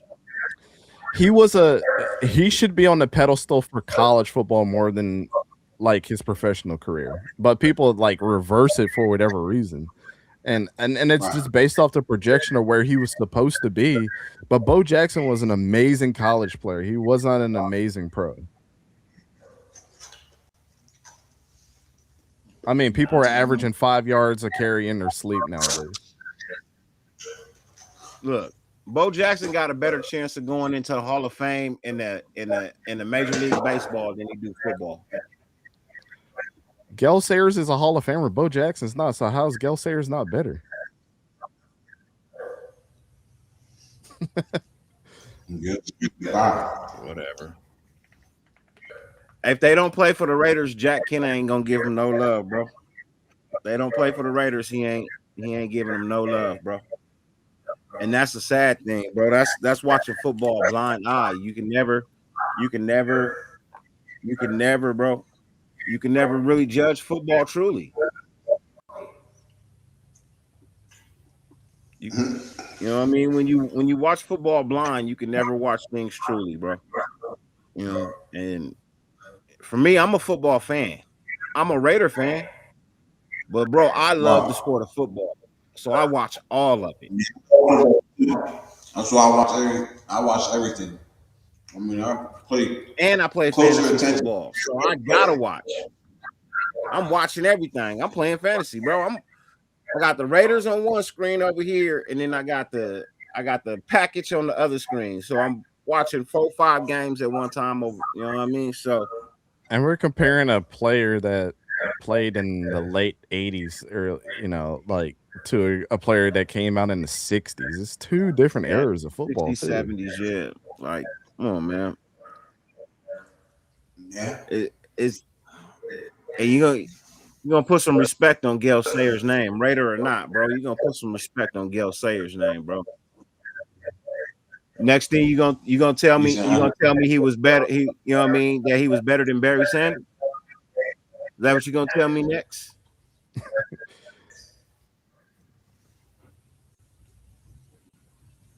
Just saying, man. Love you, Jack. Moses, Bro, you can't be looking at stuff blind eyed, bro.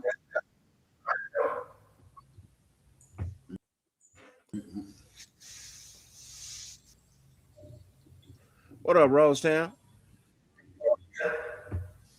Rosetown in the building. What it do, bro? You got that chef hat Hope on. y'all have 21 in the building, man. Let's see that right, bro.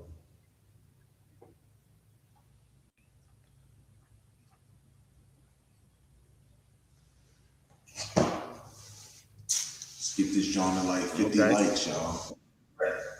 So tell me another running back Bo Jackson is better than, and I'll prove you wrong.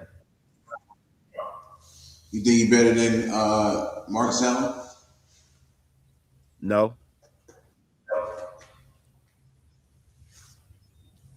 Nope. Then who? What's dude from the Rams? I put it like this: Josh Jacobs was a better running back than Bo Jackson.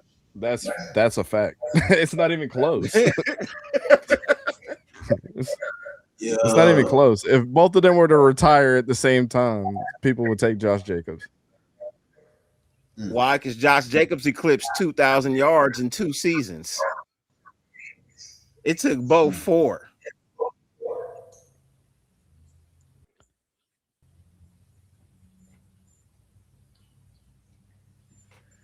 Just saying.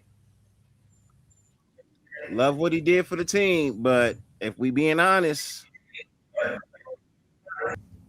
4 years and only playing half the year anyway, and not even a full 4 complete, you hurt yourself. Didn't I used to call Gale Sayers like the Kansas Comet or something like that back in the day? Man, he's even got a better fucking nickname than Bo Jackson.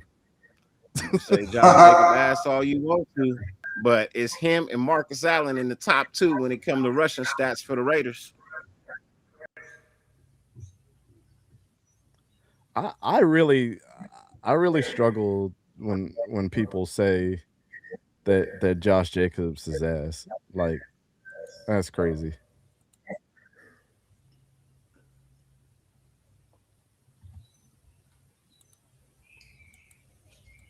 Yeah, but the love, we could say that about everybody. Like, I think that Andrew Luck was a great quarterback, but his injuries cut his career short. Fate said that you're not going to be a quarterback anymore. But I can't sit there and say that he was better than Brett Favre. He might have been more talented. Now, if we're talking about talent level, that's different than saying that somebody's better. Your health is your wealth, man. Like, you got to produce. It's unfortunate. Josh Jacobs is trash. Okay, no problem. But Josh Jacobs has 7,800 rushing yards in his career from 2019 to 2025. 1, 2, 3, 4, 5, 6, 7. In 7 seasons, he's almost at 8,000 yards in 7 seasons. Doesn't he have 1,000 yards every single season he's been a running back too? 3 seasons he don't have 1,000 yards. So 2019, he rushed for he had those 2 years he got 11 hurt too. He had 1150 in 2019. He had 1065 in 2020. He got hurt and he missed 4 games in 2021, but still hit for 872. Followed up the 2022 year with 1653. You know what I mean? And that was the Josh 1653. McDaniels season when y'all went 6-11. That's because he had to prove a point. No, that was that was the Josh McDaniels season. Yeah. No. Damn, and he ran for 1,612 touchdowns. No. That was a John Gruden season. Let me look real quick. No. 2022. Yeah, Josh McDaniels was the coach. They went 6-11. Yeah, that was a Josh McDaniels season. Okay. That's when y'all had Mick Lombardi as your OC too. Yeah. So that is crazy. Oh yeah, hold on. Let me also say 2019, he only played 13 games, 1150. 2020, he only played 15 games, 1065. 2021, he played 15 games. He's only had 2 healthy seasons. 2022, he had 17 games played, 1635. 2023, he played 13 games. He had 805. 2024, 17 games, 1329. And this year he missed 2 games, but he still had 929. So if that's ass, I don't know. Hey, Dirty, we gotta stop talking about this, bro. They're already moving the goalposts. They're saying he played more games. That's like when they were trying to discredit Myles Garrett because he had an extra game, but he played 200 less snaps than TJ Watt did. You can't win, bro. You can't win. So all right. So let's just do 38 games then, right? Let's keep it in the realm, right? So Bo played 10 games, 11 games, 10 games, 7 games, right? Whose fault is that? Whose fault is that? You missing games to play with the Kansas City Royals? That's supposed to be my problem?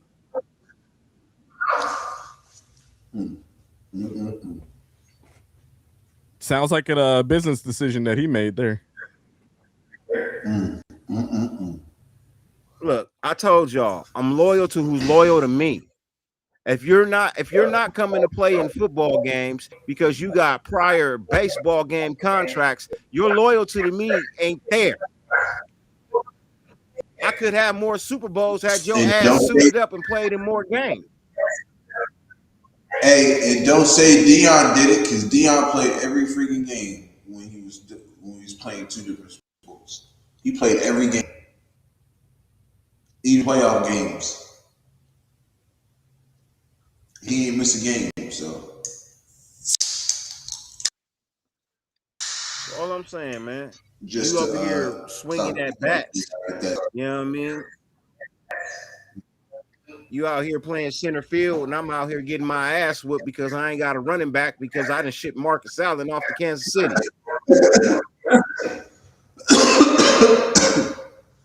Yeah, that's funny.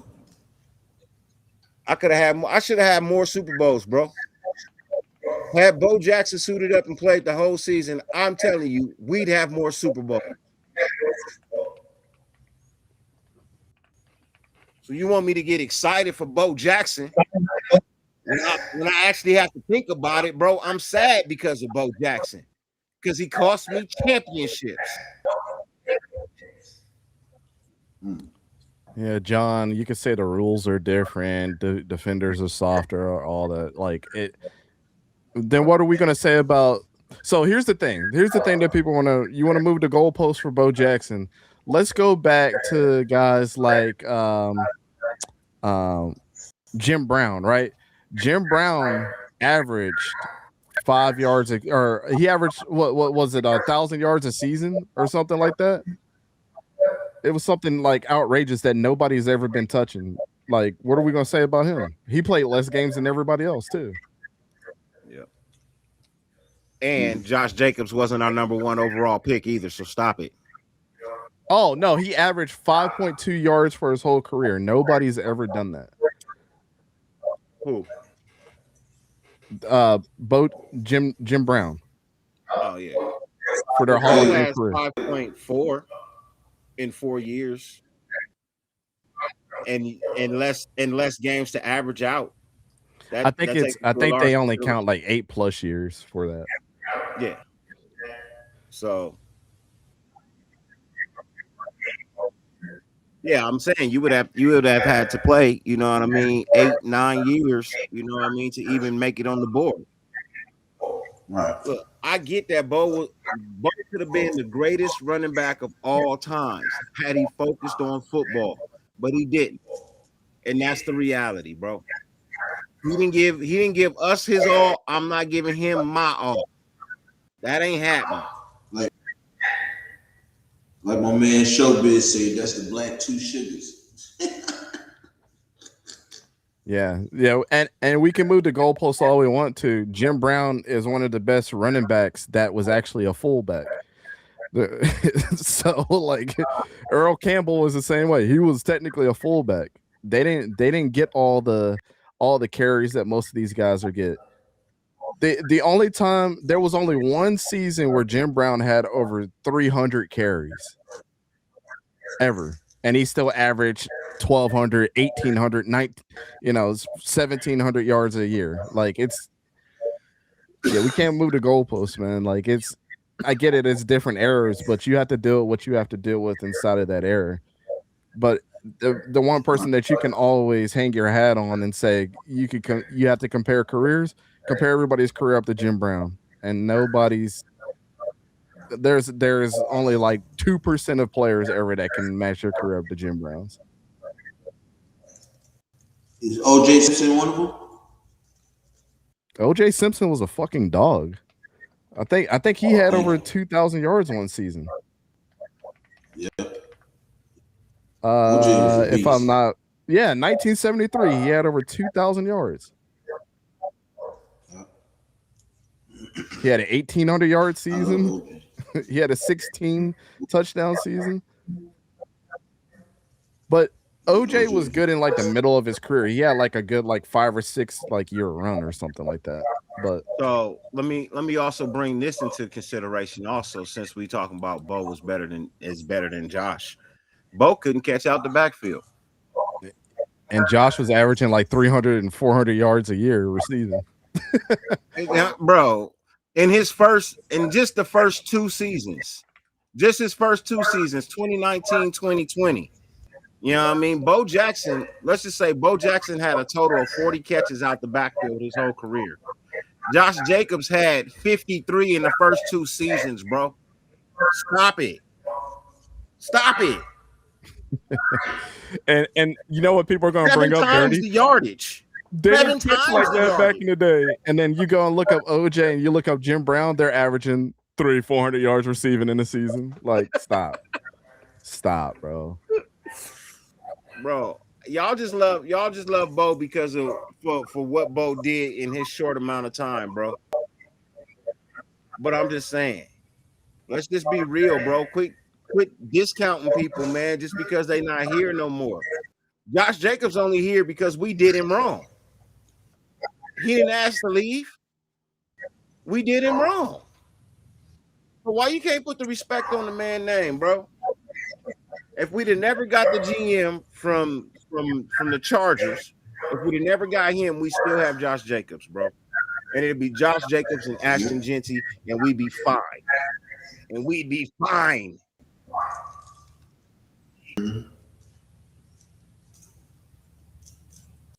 Mm-hmm. But no, we had to get a GM that sees no value in a top running back. Never has.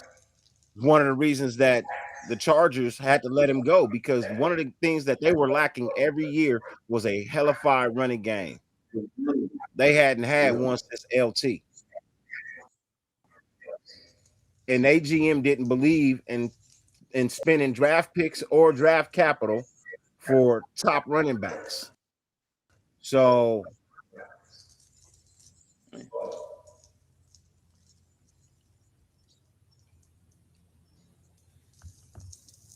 Definitely facts,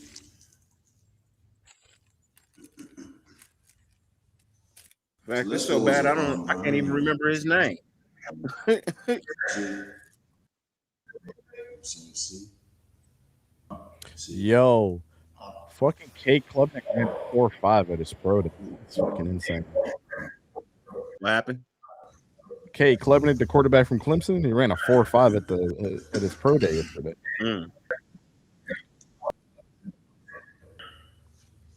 I picked him up in a mock draft on a late round. I like Cade. I've always I got a question. It was I like Cade. Yeah, I see he break down mad film. That's why it drew me to Cade Klubnik. But I got a question for both of y'all, right? Do you guys think we get a veteran quarterback or in there with AOC and Fernando? I'll let East Coast go first. What was the question? If you guys are gonna get a veteran quarterback?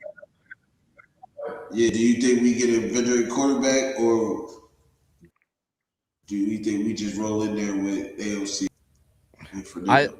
I don't think it's. I don't think it's if. I don't think it's if. I think you need to throw a first round pick at somebody and just expect them just to take the bull by the horns without any type of semblance from a veteran is kind of crazy.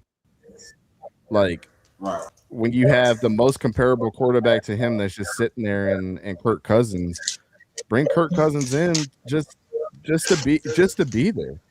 I don't think Kirk would not mind, backing up a guy that has a ton of potential like everybody thinks. And Greg, if you like Sawyer Robertson, bro, I don't know, bro.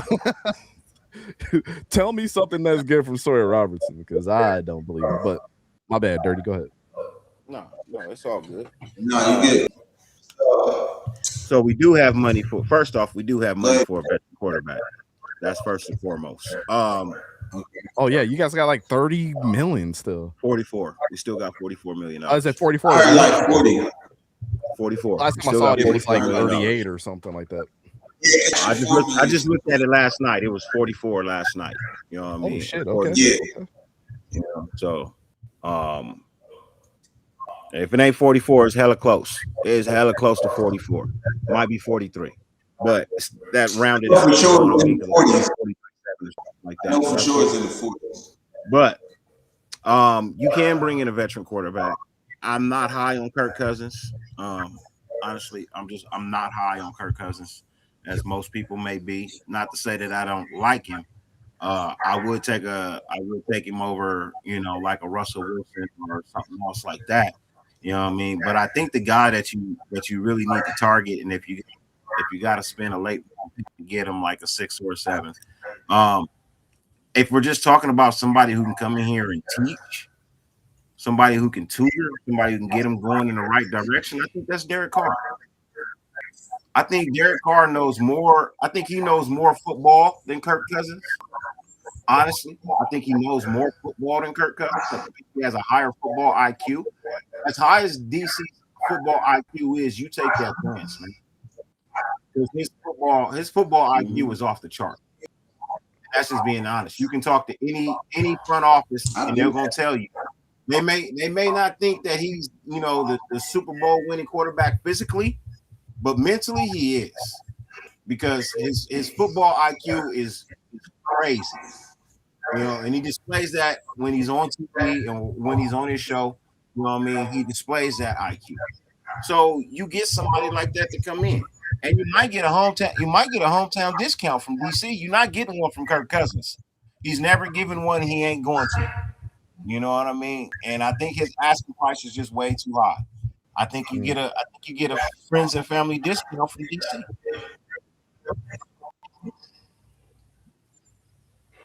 I say you put Mendoza in and just and have AOC back on right now too.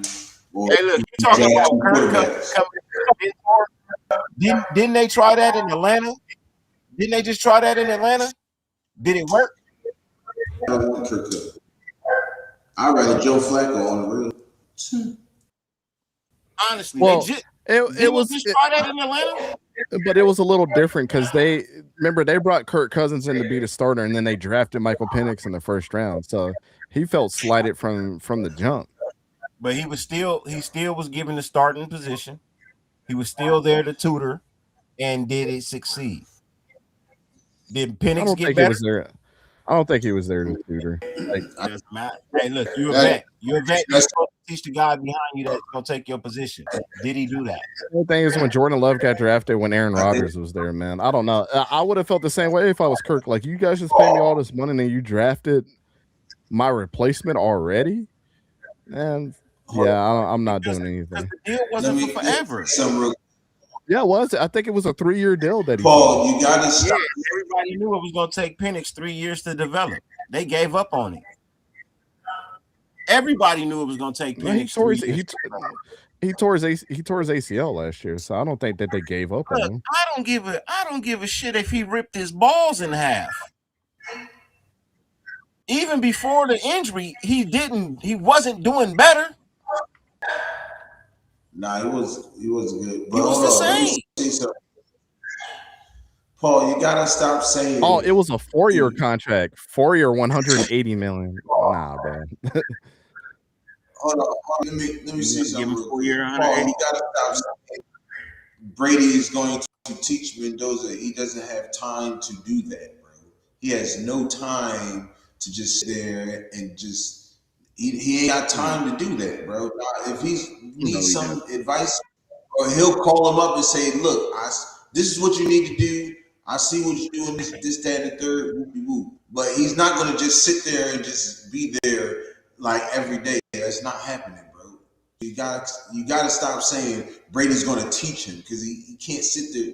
In order to teach somebody, you got to be there every day with him. He's not going to be able to do that. Especially when he's doing commentating too. There's no way.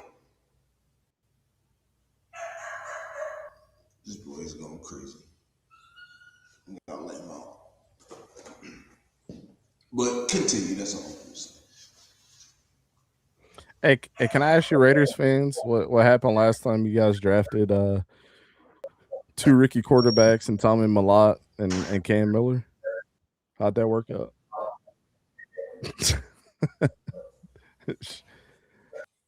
Trash. I thought Cam Miller was supposed to be Brady's guy. That's what I kept hearing from all the content creators. Man.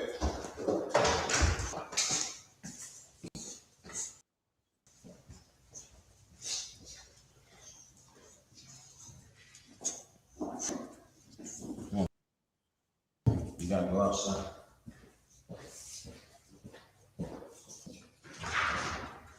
Go in the back.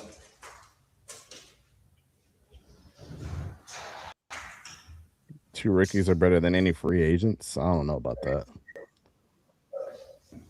It's kind of crazy to say that 2 rookies that have not proven anything in the NFL are going to be better than 2 veterans that have experience.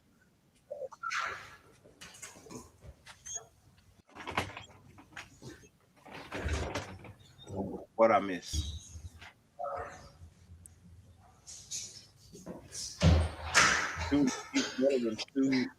Now, I was asking the chat, like, remember last time you guys drafted 2 quarterbacks and Tommy Malott and Cam Miller, and everybody said that Cam Miller was Brady's guy.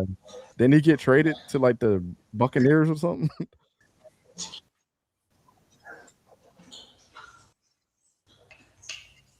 Look, I'm telling you, I think the best move is DC, bro. As much as Raider fans may not want to hear it, bro. You know what I mean? I'm telling you, I got a feeling the best move is DC, bro.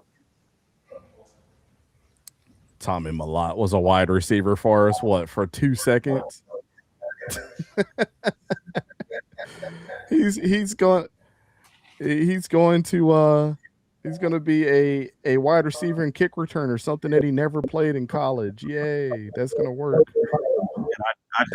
I jumped out the window last night off the satellite. I said the Raiders was going to win 10 games.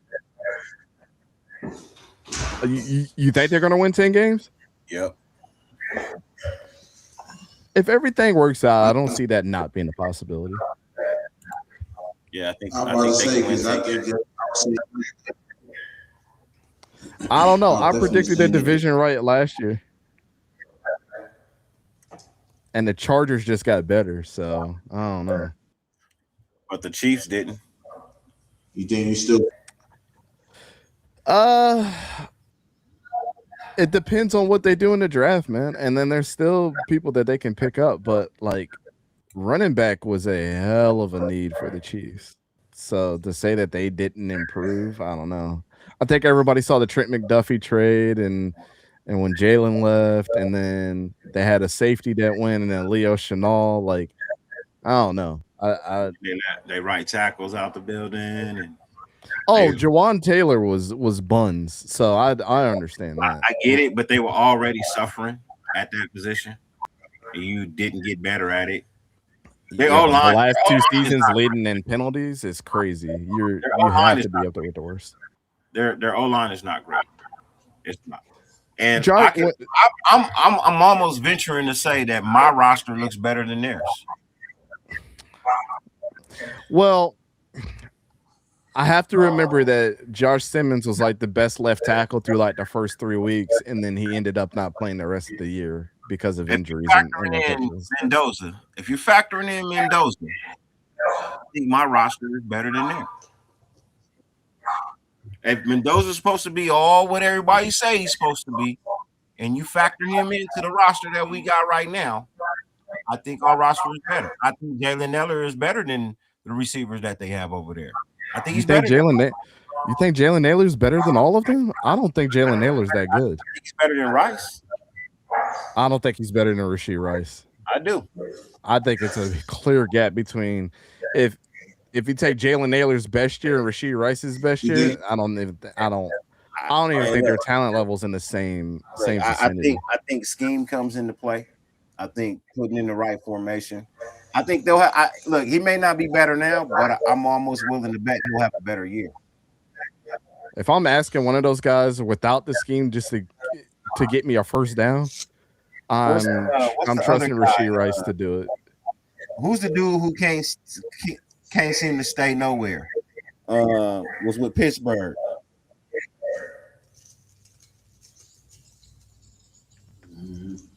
He was phenomenal 1 year, 2 years. Everybody thought he was like the next Jerry Rice. What's his name, man? He played for Kansas City. Oh, are you talking about back in the early 2000s? Nah, late 2000s. Late 2000s? Oh, you're talking about I can see his face. Dwayne Bowe. No. Not Dwayne Bowe.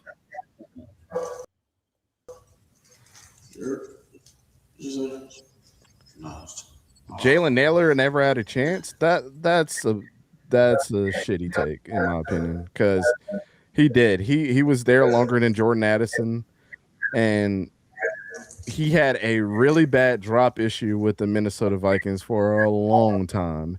Then last year was his first year stepping up when Jordan Addison got hurt, and Jordan Addison was like a very popular target for JJ McCarthy, and then they had that quarterback debacle where he got hurt. So I don't agree with that. If anything, Jordan Addison and Justin Jefferson allowed him to get more open because they are getting more of the coverage from any of those guys on that team versus Jalen Nailor. So when you have 2 healthy receivers of their caliber, yeah, your third receiver is going to eat a little bit if he's fast and can get back, get past the 4th best defender on the team. But I don't think that Jalen Nailor is a great receiver. Like, I don't feel like paying him that was good. No, I'm not talking about you. I'm just saying, like, I don't personally think that he's a great receiver for the amount of money that he got paid. I think he absolutely came in and stole your pockets. We'll wait to see.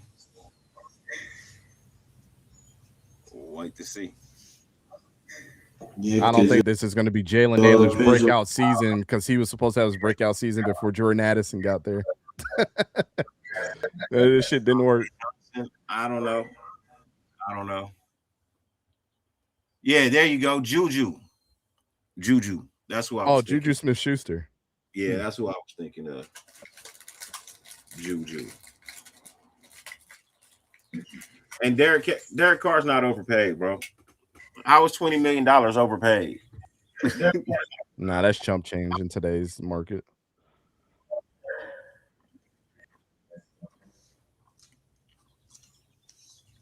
Chump change. I still hope Dante Thornton produces something in the near future too. Man, I hope you do something. Shit, bro. I would never say Trey Mendoza. He should be in the gym. Don't put that on me. Wishing for Dante Thornton to do anything is just going to be disappointment. Yeah. He is who he is, man. Don't you put that on me, Ricky Bobby. I'm sorry. I watched that dude throughout his whole college career. He's actually from Baltimore, where I grew up. Like, he's not that great. He's just fast. Got hands. He got feet for hands. Like, it's nasty work. He got hands and feet, I mean. I like Cedric Jackson though. I think him and Brendan Rice. I think they're gonna get some opportunities, and I think they make the most. Wait, Brendan Rice is on your team now? I think one of them. Yeah. I look at Dante Thornton as the Cliff Branch project. You know what I mean? It's either gonna work. No, I think he gets. Nope, he's the Cliff Branch project. I think he gets. When Cliff Branch came in, he couldn't catch the shit either. You know what I mean? When Cliff Branch came into the NFL, he couldn't catch the shit either. He was fast. You know what I mean? Over time, he developed how to catch years, but he learned to really catch the ball. Right. See, the one you love to hate, I disagree with that. Then why are people GMs and scouts in any sport? It's because they know what they're doing, or at least know what these players are supposed to be capable of. Like, if you can prove it in one place, you're supposed to be able to prove it in the other place. That's just a step up from where you were before. I don't understand, like, to say scouting and predictions are about as good as whatever. Like, I don't agree with that at all. Because people were saying for 2 years, but before Bo Nix played at Oregon, people were saying that he was trash, and I'm like, no, he's gonna be in the Heisman conversation by the time his career is over. And guess what? He was one of the 4 finalists for the Heisman. Then when he got drafted, I was like, he's gonna be a pretty damn good quarterback, and almost took his team to the damn took his team to the AFC Championship and got hurt. And then last year, I said Tyler Sheck was the best quarterback. Like, that comes from scouting and watching film and doing all that shit and ignoring what the consensus has to say, bro.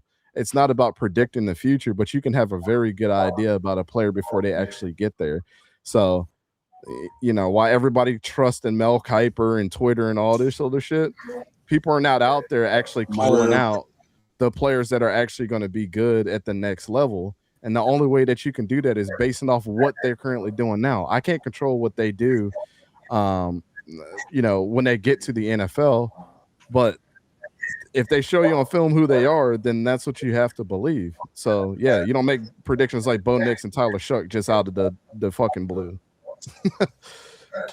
Look, so all the people that's in the chat talking about not trading for Carr, here's the sad reality.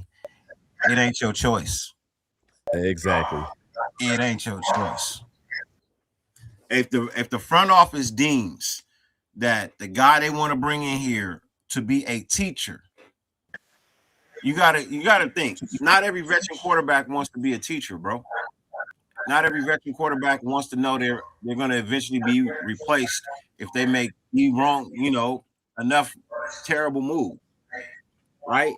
A lot of quarterbacks don't want to sign up for that, and if they do, they gonna rake you over the coals for it, because it's their last contract at that point.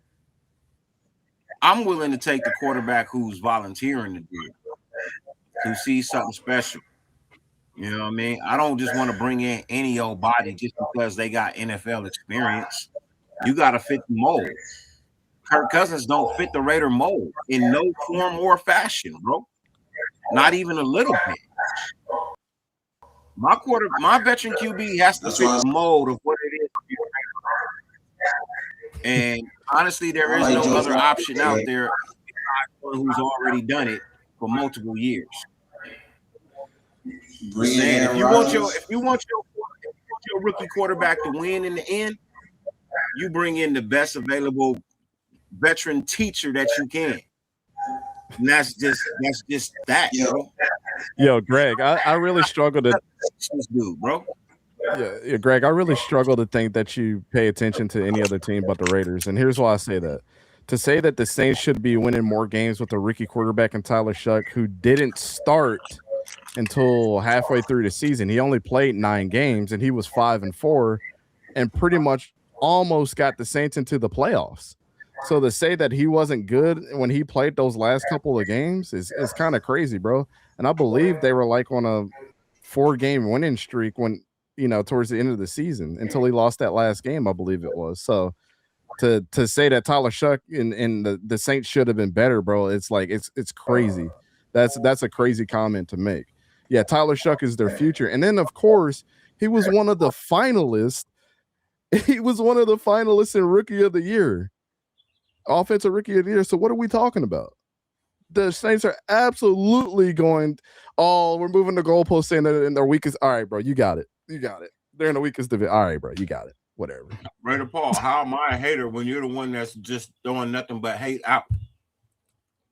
I respect you and I rock with you, Brody, but don't sit here and tell me I'm hating when I'm telling you what could happen.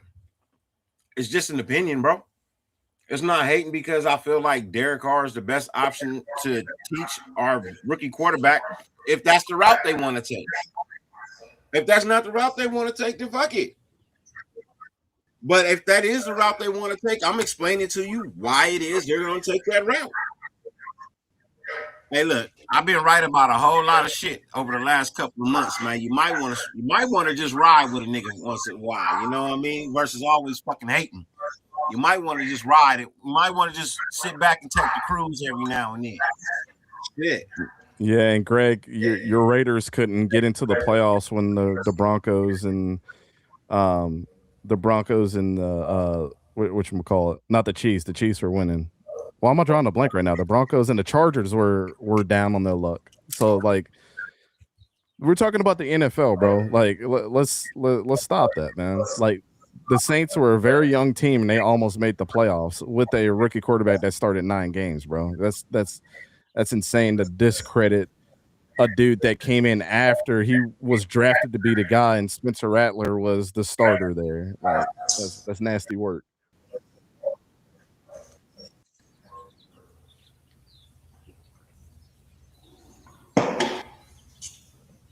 Spencer started the season, right? Yeah.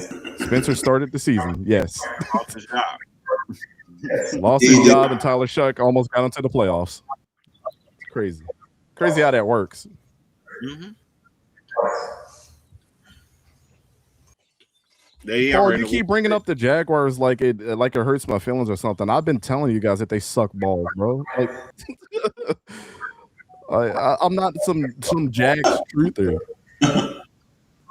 Yurp, how many times have I, like, he's saying that like it's gonna hurt my feelings, bro? Like, I've been saying the Jaguars are ass. Oh, your Jaguars have an empty trophy case. They ain't got nothing to do with me, bro. I don't play for the Jaguars. They got nothing to do for me. When the Jaguars lose and when they win, I really don't care. At the end of the day, good for them, bro. Yeah, I'll root for you all day, but when they lose, it does not affect my life whatsoever. Did Tyree Wilson go to a playoff team? Nah, he didn't. Did Jalen Carter go to a playoff team? Yeah, he did. Who you think gonna have more success? The motherfucker who went to a team that ain't fit, or the motherfucker who went to a team that already had playoff potential? Greg, I don't give 2 shits, bro. Yes, the Jaguars suck. I've been saying that forever. I don't sit there and and cock ride for the Jaguars, bro. That's not what I do. I root for the team. That's it. I don't have a stock in whatever the fuck they want to do, bro. Like they lose, I move on with my life. It's all good. I'm not like that. This is not. I don't revolve my life around the Jaguars. If you ever come to our channel, then you'd find out that I talk about every team because I'm a football fan. Even your Lee Hunter, when I was mentioning him back in October before everybody was, but you know he sucks though. So what do I know?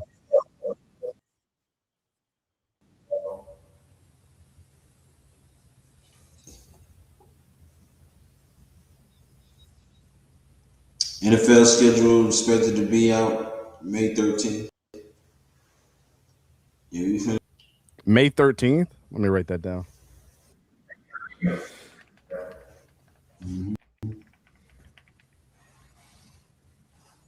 How am I coming with more smack, bro? The Jaguars suck balls, bro. I've been saying this. I didn't say, "Oh, my team is better than yours. We're gonna go to the playoffs and win the Super Bowl." That's not what I said. Y'all the ones that get hurt when everybody has an opinion on your team, and it just straight analysis, regardless if it's good or bad, bro. He said, "Yeah, bro, I got to go." Appreciate you. Almost knocked off right now. Times is 6. Yeah, on me.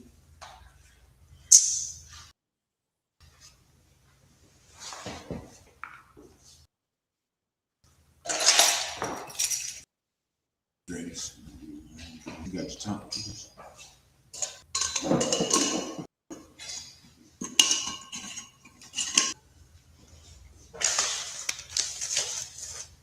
Hold on for a second. Did I say the Jaguars fans were the same as the Raiders fans? Y'all just be making up narratives now. I'm gonna hang on to the fact that he's a Jaguars fans and I just ignore the fact that he thinks that they suck too. Like that's crazy.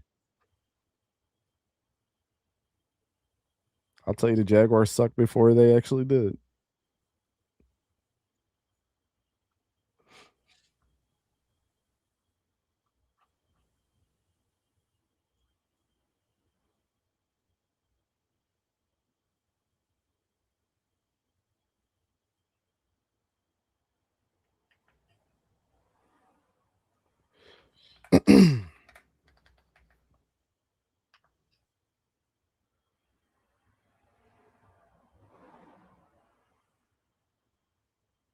Jaguars fans equal Chargers fans. Okay.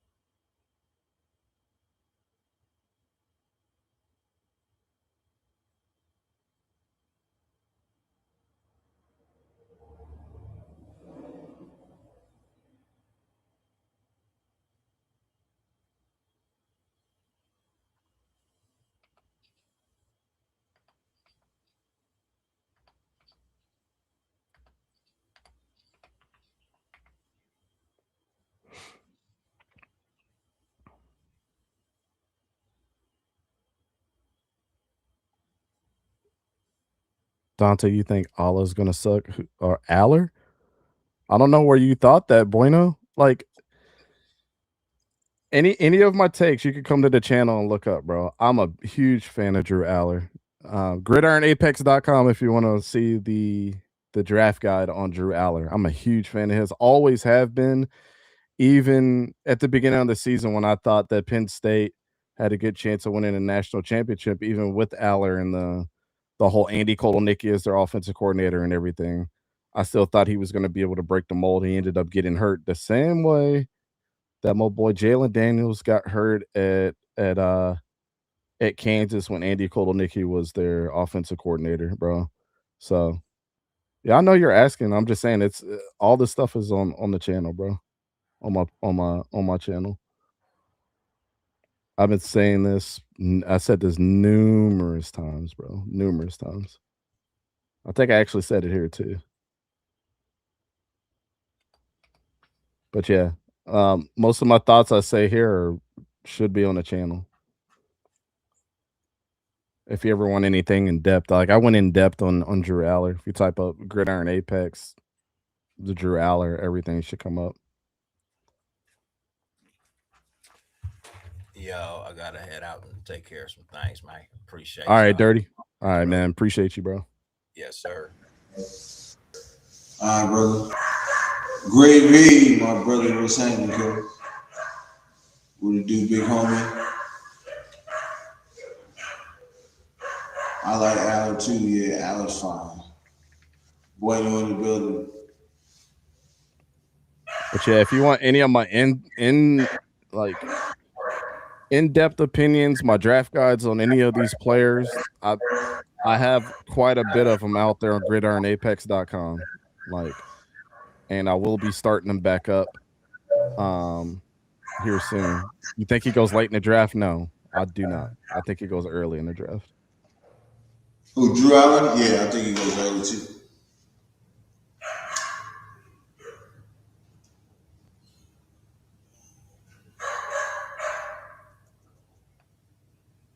I definitely think he goes early too. Yeah, there's too many quarterback needy teams, bro.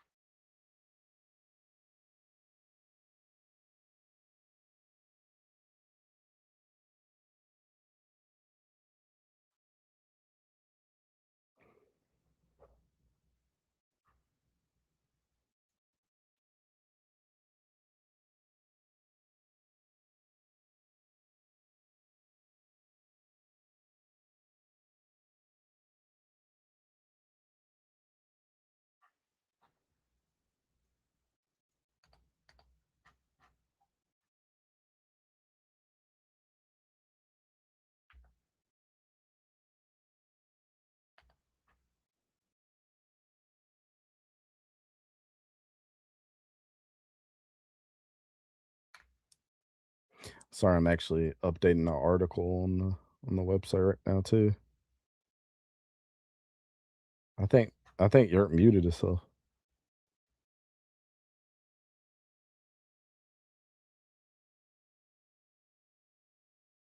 Sit down.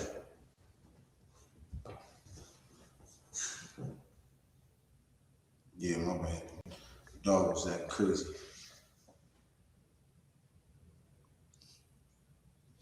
Yeah, my dog was barking all crazy. There are no nose tackles worth drafting in the first three. Oh my god. Okay. What you mean? You got Caleb Banks. You got freaking Lee Hunter.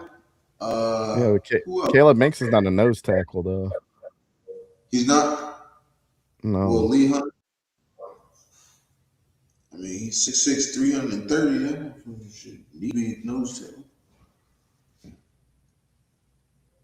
Caleb Banks moves all up and down the offensive line, bro. So give me if you have a top five, or if you can think of a top five, who would that be at nose tackle, bro? Give people some insight since they know what not. For nose tackles, Yeah. I'll probably go Peter Woods is probably the number one. Caden McDonald from Ohio State. Lee Hunter. Tim Keenan from Alabama is an absolute dog. He's probably the most pure defensive tackle in this class. As far as when it comes to the nose tackle position. Right.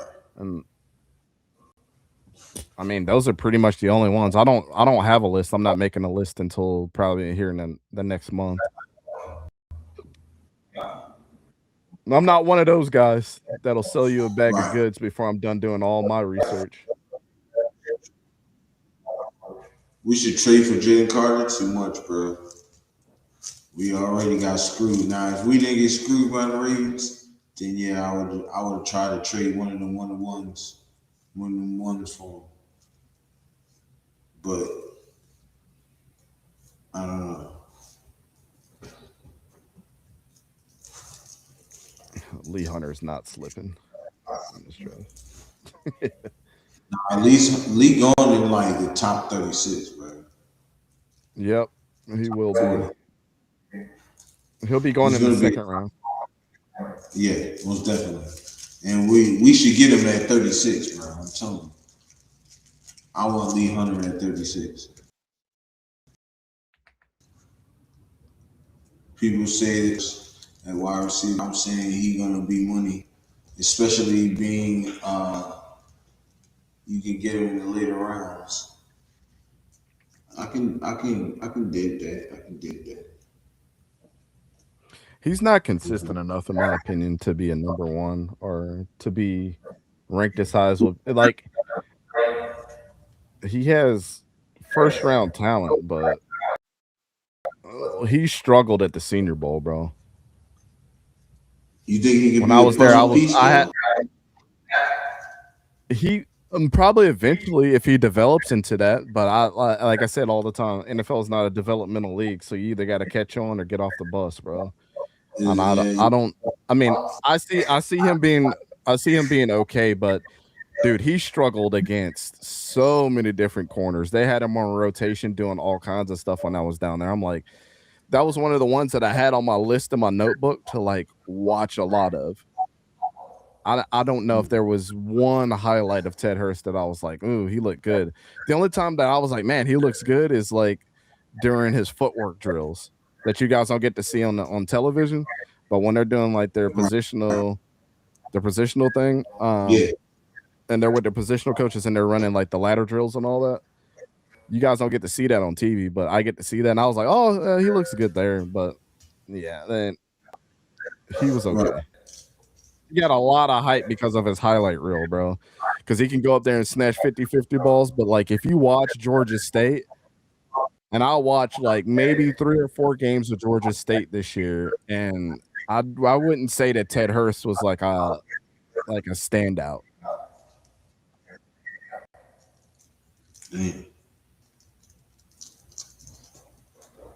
That's what I'm saying. A lot of people are just blowing a bunch of bullshit, bro. This is lying season, even for a lot of content creators and people on Twitter and other places, bro.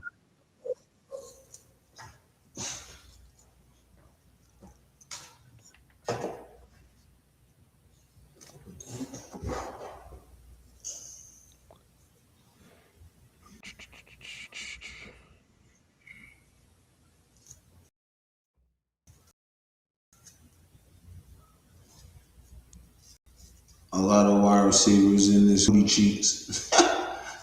What do you say? Like who? Nah, there's some good receivers out there. This wide receiver class is very, very strong. And very underrated, too. I'll go down the list of receivers. Carnell Tate, Mekhi Lemon, Jordan Tyson, Omar Cooper. I'm not a big fan of Denzel Boston. Casey Concepcion, probably the best receiver in this class, and he'd be top 2, top 3 if he didn't get hurt, is Chris Bell. Jeremy Bernard's good. Skylar Bell is overrated as shit. Chris Brazzell is good. Elijah Surratt, everybody keeps talking about his speed, but he's fucking good. Zachariah Branch is not going to be that good. Deion Burks, I'm like this on him. He looks amazing sometimes he doesn't. Malachi Fields is good. Antonio Williams is going to be a plug and play player. Reggie Virgil from Texas Tech is going to be good. The most underrated receiver in this class is going to be a bona fide starter is Eric McAllister from TCU. Jacoby Lane is starting to catch on. Caleb Douglas from Texas Tech is good. I like Jacoby. This guy, J. Michael Sturdivant from Florida, who used to play at UCLA before he transferred, he's good. Dane Key can be a starter on any team if he lives up to his talent. Chase Roberts that played at BYU. Let me tell you something interesting about Chase Roberts, bro. When I interviewed, what's his name? He used to play at BYU. He was their quarterback. Oh, my God. Jaron Hall.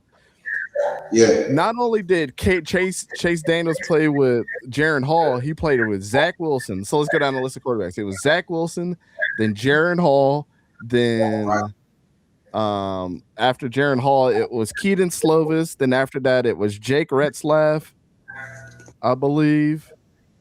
And I believe that was one more in there. I think it was like 5 different quarterbacks he played with in college, and he was producing. Right. Oh, this year was Barry Bachmeier. That was all 5 quarterbacks. My boy Eric Rivers from Georgia Tech, when he was playing at FIU, I said this years ago about my boy Eric Rivers that he was a beast, bro. He went to Georgia Tech. He was okay. I think it was mostly that scheme because they ran a lot. Their quarterback's not going to throw a ton. I love Haynes King, but he's not going to be a good NFL quarterback. But Eric Rivers is going to go to a team and be the next Tyreek Hill for somebody. Right. But Malik Benson didn't start at Oregon, and Malik Benson is a boom or bust player. He first started his career at Alabama. Then he transferred to my Florida State Seminoles, where he just didn't show any talent and was a fucking problem. And then the only reason that he stepped up to the plate this year is because Gary Bryant got hurt, their slot receiver. And then DeCorian Moore was their starter. He got hurt. Then halfway through the season, DeCorian Moore got hurt halfway through the season. And then before that, what's his name got hurt Evan Stewart, who was supposed to be their starter, got hurt.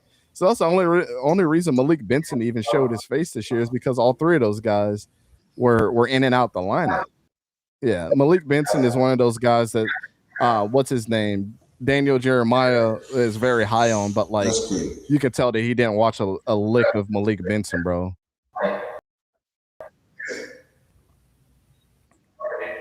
Okay. Go watch Eric Rivers and I'll tell you that you'll think a little bit differently about him not being the next Tyreek Hill, bro. If he gets the starts that he needs. Where was Tyreek Hill drafted? Let's see. Tyreek Hill was drafted in round 5. Yeah. So they said that there's not a Tyreek Hill type. Remember that this dude was not a high round draft pick. You talking about Malik Benson? That's good. He has good potential.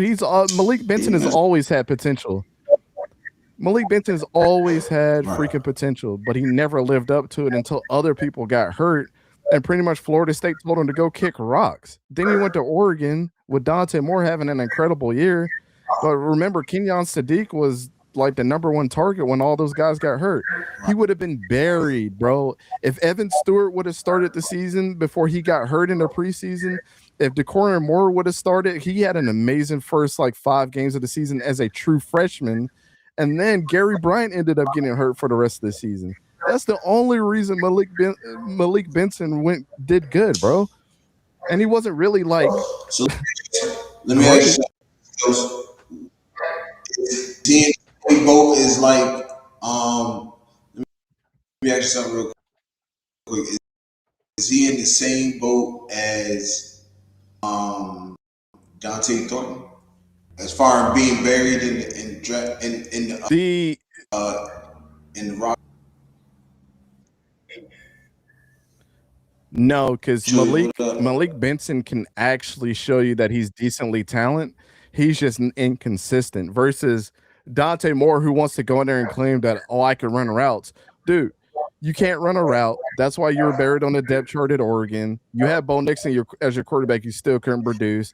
Then you go to Tennessee and you still couldn't produce with a good quarterback. And the only thing that you're good at is catching 9 routes when everybody is not on you at all, and you're faster than everybody in the field. But half the time, he's not going to catch the ball. The dude had like a 10% drop rate in college. Malik Benson is the total opposite. He can't get out of his own way to be good, but he still was the number 4 receiver on that roster the whole year until those guys ended up getting hurt. So, I mean, do I think Malik Benson could be more talented than Dante Thornton? Yes. I'm not a Dante Thornton guy whatsoever. Me either. I don't scout like everybody else scouts. I'm going to call out what I truly feel, regardless of where everybody's going to end up on the list. That's why Yurp will text me and be like, "Yo, is this dude good or is this guy good?" And I'll tell him straight up how I feel. My list is completely different than somebody else's list. And then I go do the research, and then I find it. So that's why I agree with you. Mm-hmm. Sometimes those burners make good kick and punt returners. Yeah, of course. Of course. Look, you at wide receiver, you at the guy that really don't. But I'm telling you this right now. I was trying to say this earlier. What's the name? Thornton is going to get buried in that roster, bro. Once Kubiak see what Cedric Jackson and Brendan Rice can do, bro, I'm trying to tell you, those might be his other guys right there too. Mm-hmm. Trust me, he's done the film work, and he's probably thinking like these guys were unutilized fast. The reason why they should like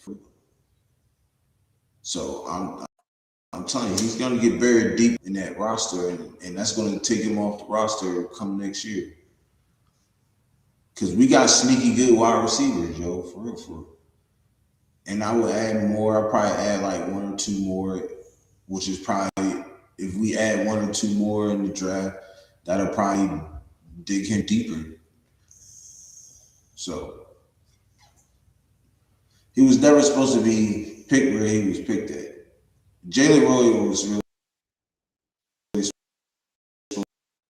supposed to be that pick. I got screwed Yep. up. And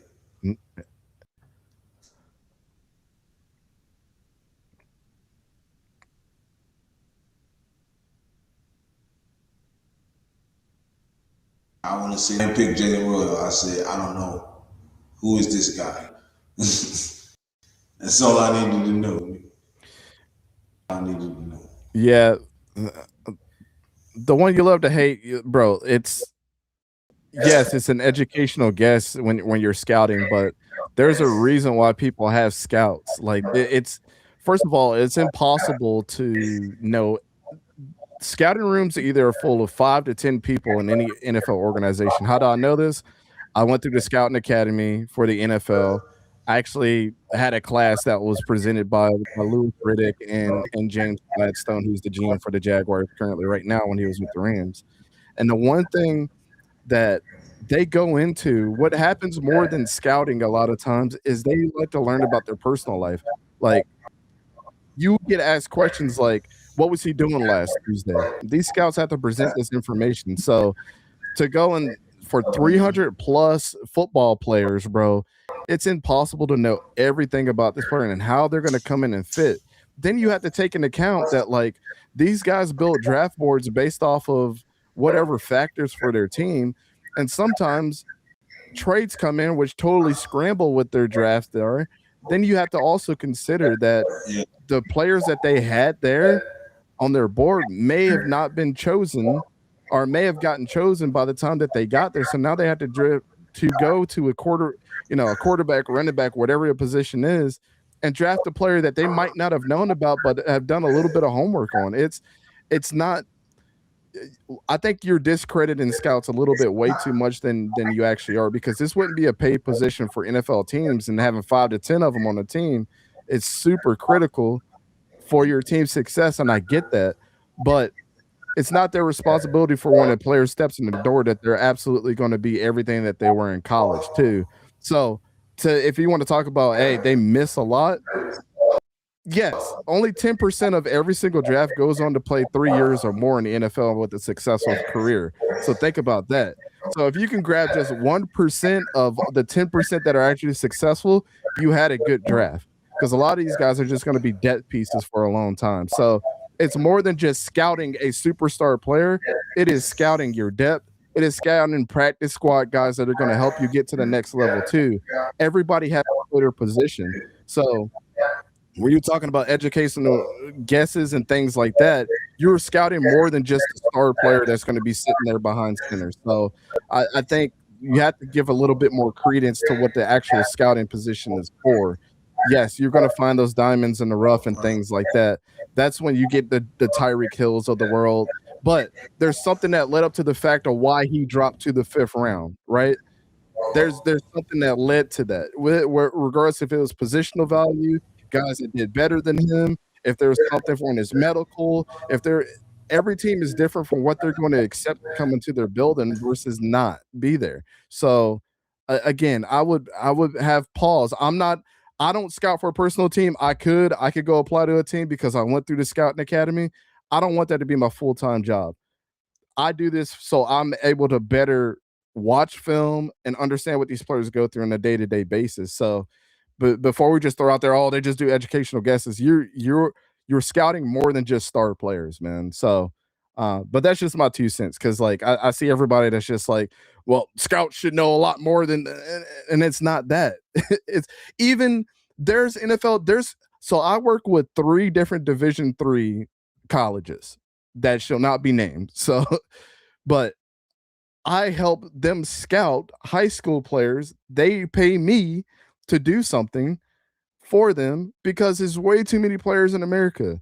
There's way too many players in college that are going to transfer from NAIA to be at their Division III school, which is a step up for a lot of kids. There's guys that are from JUCO that want to come back down and get developed even more. So it's a tough job, man. Not everybody, you know, it's a lot of things in place, man, but that's what I'll say.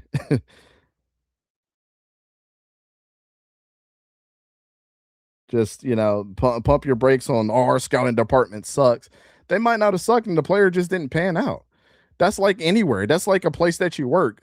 That's why you have recruiters at your job that are like, oh, this guy has this on their resume, but it doesn't mean that he's actually going to perform when he gets in that position. And you're looking at like, this guy isn't who we thought he was going to be. And then they end up getting fired or let go, whatever the case may be, man. So like, yeah, you could say that about any place that has to recruit or scout or do anything. Like it's, if you get 10% right, you're hitting at a very high rate for your team.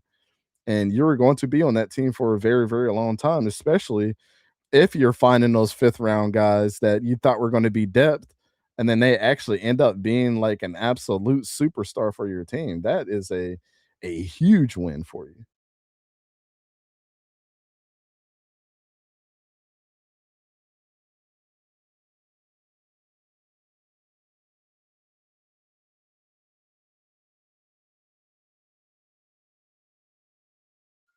Agreed, my brother. Agreed. Yeah, man. I think we made the right decision. I mean, we going in the right directions. This off season. I like what we doing, man. I just can't wait to the draft. Can't wait to the draft. East Coast, are you doing a mock draft or have you done it already? You done it already? Have I done a mock draft? Yeah. I've done, on the channel, we've done 2 group ones, and I've done 2 individual ones that I put videos out for. And I think we're gonna do our third, or like our no, we've done 3. I've done 3 of them already for with our group, and then I've done 2 individuals. We're gonna do our 4th tomorrow. Oh, I did see one of them. I did.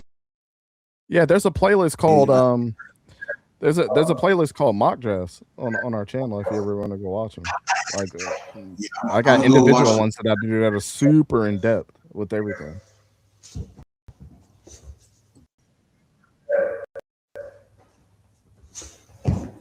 Whoa.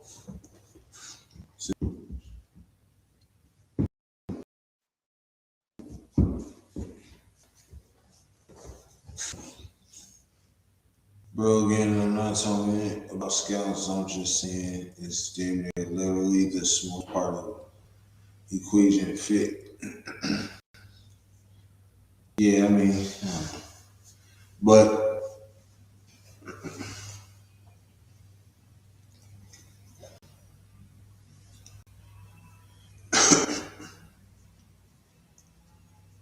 this is yeah, I can't wait to the draft, yo. I ain't going. This is gonna be nice. Yeah, I need to actually put scouts are 1% to 10%.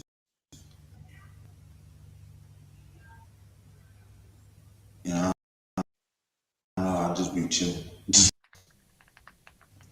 I don't really know what the scouts be doing, but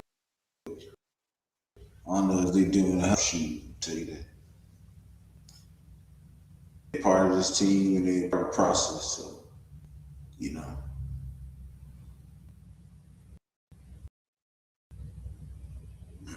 That's how I see it. Part of the process.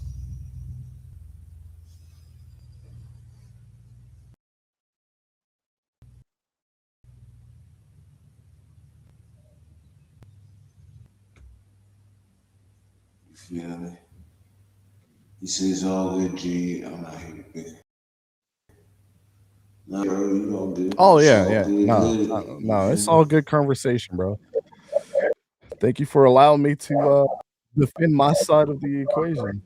You know, a lot of people think like just because you have a difference of opinion that like you're mad at somebody or like people want to be a know-it-all and all that. Like, no, I know what I know, bro. You know. That's it. Ray Paul said, "Go Spurs, Spurs won again. Let's go." That's what's up. Spurs got a shot to take it. It's gonna be a battle with them in OKC, though. I'll tell you. Yeah, OKC, nice. But yeah, I can't wait to see what. I mean, we already know what the first pick is, but the second pick is the one I'm most excited about. You know?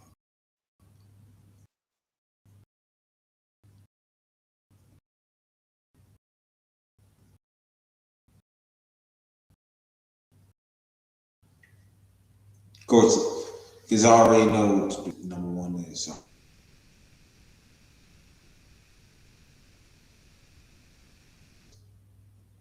Since I already know,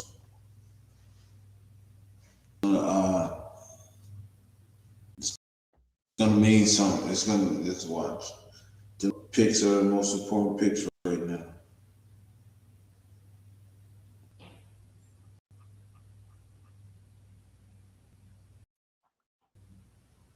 Most definitely.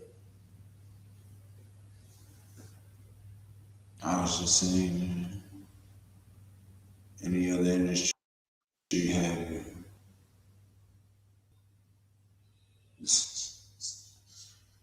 Oh man, y'all crazy, man. Y'all crazy. But yeah, it's gonna be exciting, man. Definitely gonna be exciting. Where you hosting the draft at, bro? Where am I hosting the draft? Gonna be. No, I'm gonna be in Pittsburgh. Okay. No, we're probably gonna be on Radio Row, like, so we'll see. Dang, that's fine. Man, East Coast doing it big, man. Doing big things, man. Yeah, Doing man. big I want things. to talk. I want to talk to some people. You know. Nah, facts. Hope y'all hit that like button, man. Subscribe to the channel if you guys ain't subscribed already. I appreciate the new subscribers. Thank you. It means a lot. Become a member. You know what I'm saying? Become a member, man. It's only $2. You feel me? And make sure y'all. My man Finale in the building. He said Fernando. Yes, sir. How you Jennings feel? He Dunker. said about Dunker, bro. Yeah, Jennings Dunker is a. Jennings Dunker, I yeah. think all those Iowa offensive linemen have been severely underrated this whole draft. They're some of the best ones in this draft. Like if they decide that all of them were going to come off in the second round, then yeah, bro. I like Jennings Dunker a lot. I like their center. I forget his name. He's even better, man. He's so good. Well, when I watched him in person, he was fucking incredible. He was just moving people out the way, dog. What's it? Logan Jones or something like that? Is that it? I can't remember his name. I think it's Logan Jones, if I'm not mistaken. Matter of fact, I can tell you right now. Okay, I took a picture of it.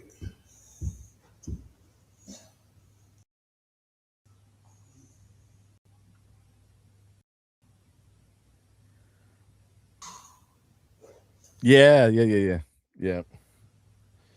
Yeah, he's a monster. Yep, Logan Jones. Yes, sir. Yeah, Logan Jones is a beast. I had him on my mock draft.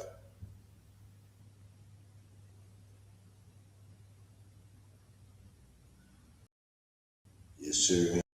I had him on my mock draft. Yo, oh, that was when we had 14th pick. That's why I didn't put, because I thought we had the first 14th pick. So that's why I didn't put these mock drafts on again.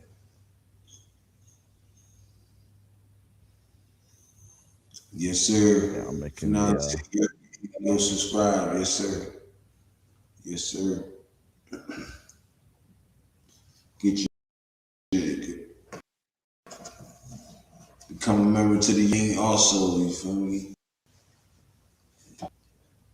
Mm-hmm. Supposedly you can get him in fifth. you might be able to. Logan Jones. Yeah, you might be able to get him in the fifth.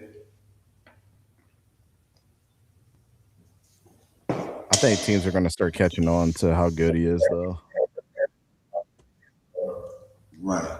They're gonna start catching on to get how all the Iowa linemen are watched. They're gonna start becoming in like first round draft picks, second round picks. Yep. Watch. Yep. Even more.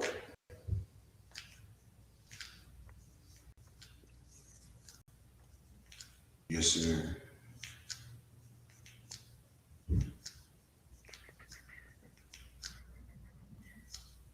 Yes, sir. Yes, sir.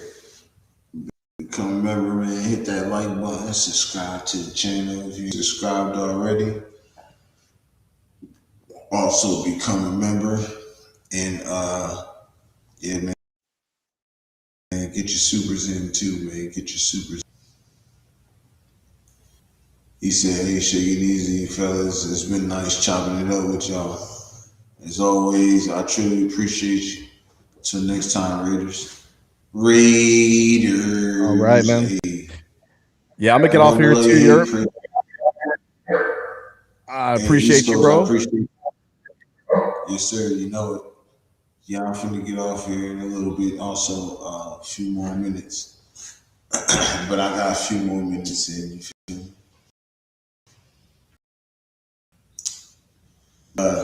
Yeah, it's really gonna. This is gonna. Like I'm gonna tell you right now, man. The The way we approach this draft is going to mean everything, and I feel like the way we approach this draft is the way is same way we approach free agency. We're gonna go for hours. We're gonna know what we want. We're gonna go and get them. You feel me?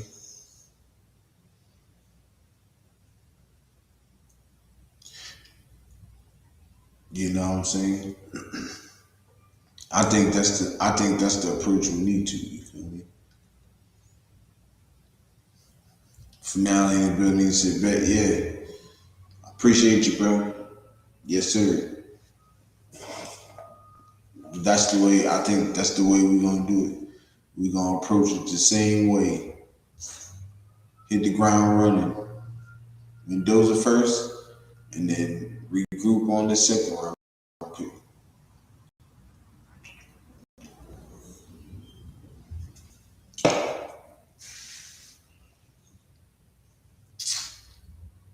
You know what I'm saying? But yeah, we're gonna have this offseason is gonna be like one of the best, yo. This offseason is gonna be like one of the best.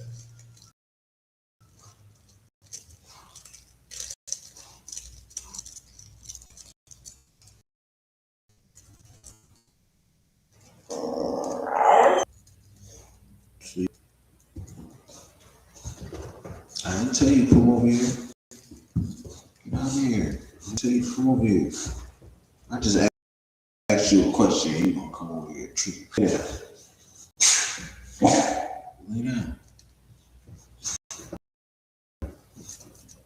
Relax. Nope.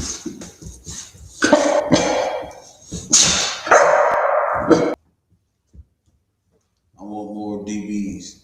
You probably gonna see a couple of DBs too. Stop. Quiet. You see me play. Do this. Playing a little. Playing a little bit. I got you.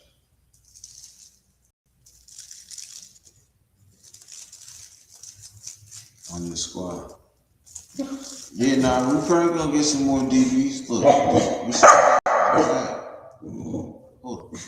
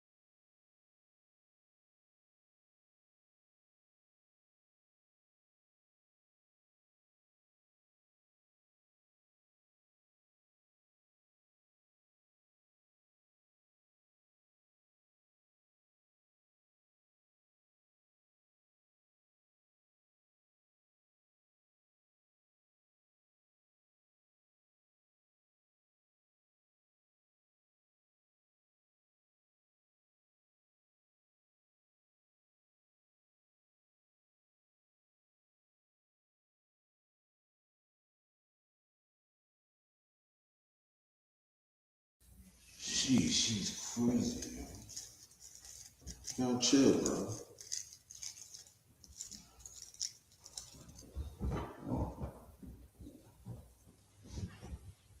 He's only 4 months, y'all. He be bugging. He's cool. That's all I like doing is playing. And I'm like, yo, bro, I'm trying to do a show. Like, you see what I'm doing? And guess what he likes to do? Interrupt. Come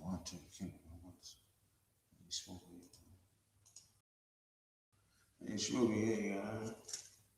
But yeah, trying to tell you, cuz.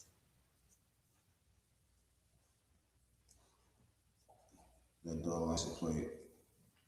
Nah, he's definitely a playful dog. Say that. All right, everybody. Only around people who come around. If you don't know, right? He ain't gonna like it. I don't bring him around everybody, you feel me? I don't bring him around everybody.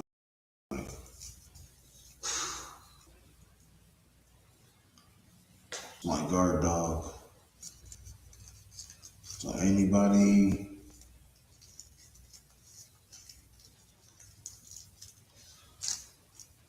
feel me when I'm gone, he guard the house.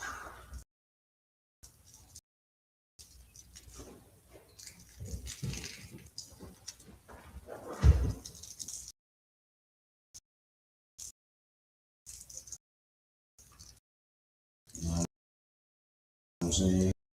But anyways, you know what I'm saying?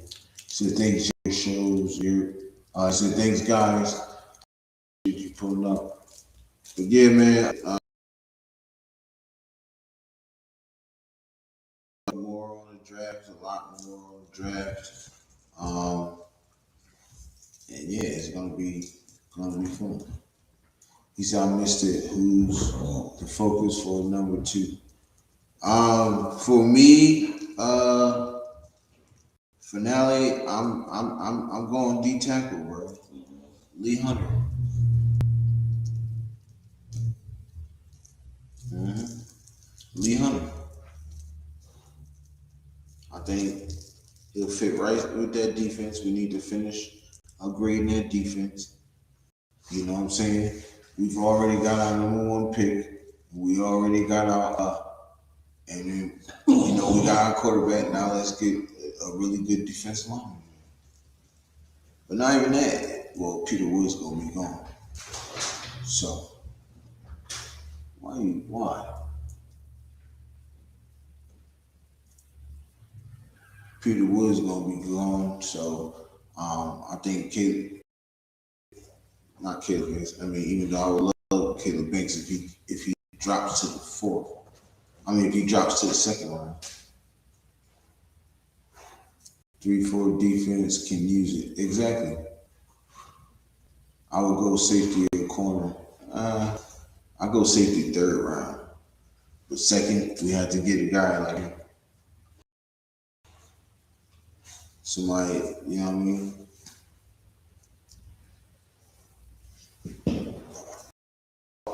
Hold on, y'all. I gotta check this out. Yeah.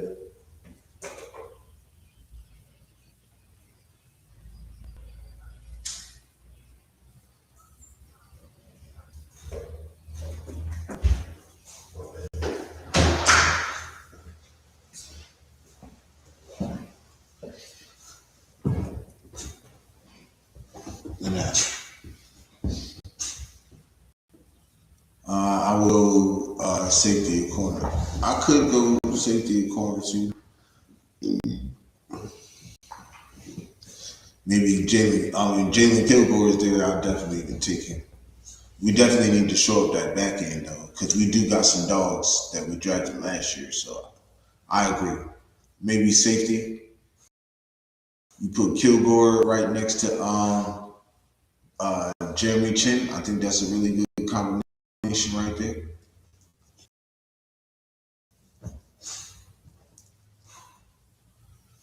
Then you got get over here. Come here. Get over here and sit. Hold on.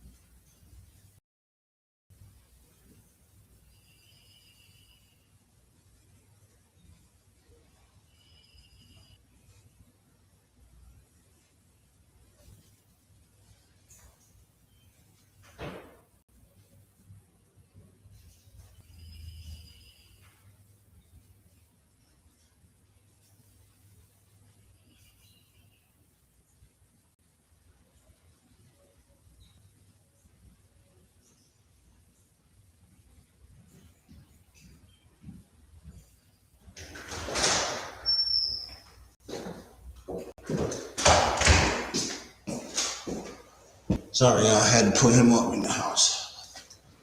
I will go safety. We need to shut down corner. Secondary. That other team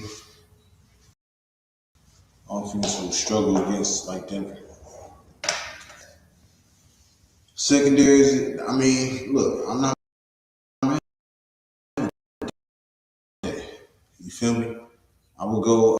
I would do like I said, Jalen Kilgore in second. I love that.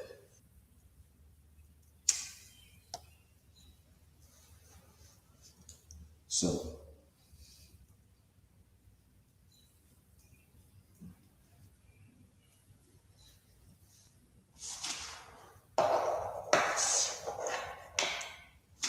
but the reason why I say DB is because of I know what you're talking about, bro. I know exactly what you're talking about. And they said, and I've heard this, that he is the next Eamon Warren. People try to say McNeil Warren is, but nah. It's Jalen Kilgore, yo. We drafted back from last year draft. Yeah. Frank. Yeah, I got a little bit longer, Frank. I got a little bit longer.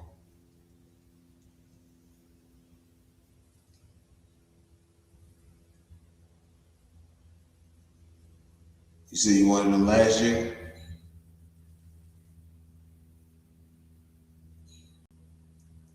Where you go in like the second, third round? I think he went like the second, third. So, like I said, Jalen Kilgore, second, third rounder. You feel me?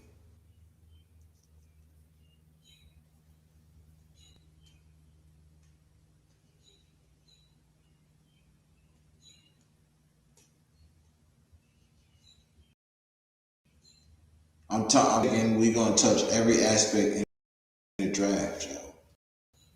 From quarterback all the way. Shoot, I did. You said I did take Kilgore in a few mocks. Yeah. I got talked into taking McNeil Warren. I didn't really know nothing about really McNeil Warren, but I knew about Jalen Kilgore.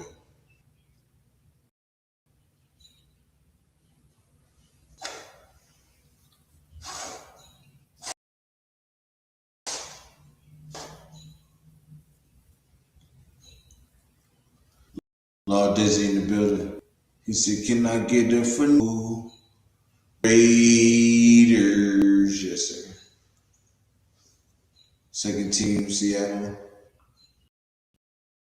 Second to Seattle. Okay, yeah. I swear I could see Jalen Warren go. I mean Jalen Kilgore. He was part of that Super Bowl. I know. I watched it.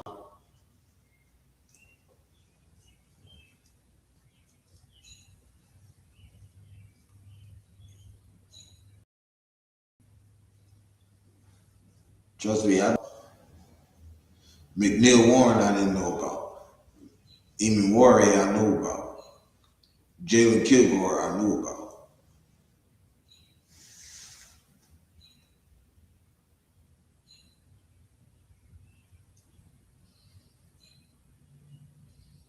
Yeah,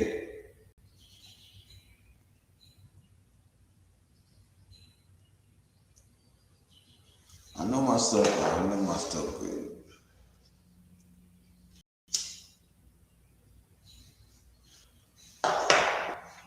But yeah, man, we ain't building.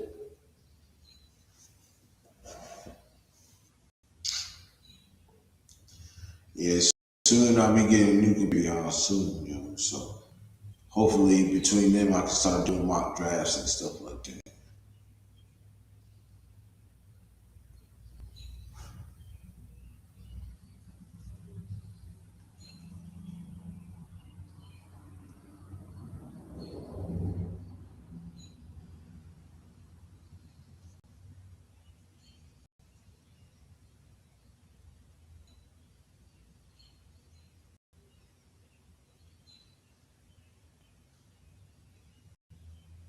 I'll take Lee Hunter second to keep some Raiders fans happy, and then go for Kilgore in the third. If he's there, then that's a plus, Greg. If he there, if Kilgore there in the third, yes, I'll definitely do it. So yeah, I'm digging it. Definitely digging it. But yeah, I got about 10 more minutes. I got about 10 more minutes, you know. But yeah, so I'm telling you though, we're gonna have a good draft. We had a good. This offseason is gonna be awesome. And just imagine if this offseason was good. Imagine what the next offseason and on in the future gonna be like. You know what I'm saying? So, like I said, I've been saying it. I'm gonna keep saying it. We can only go up from here. You know. So I get just mad, man.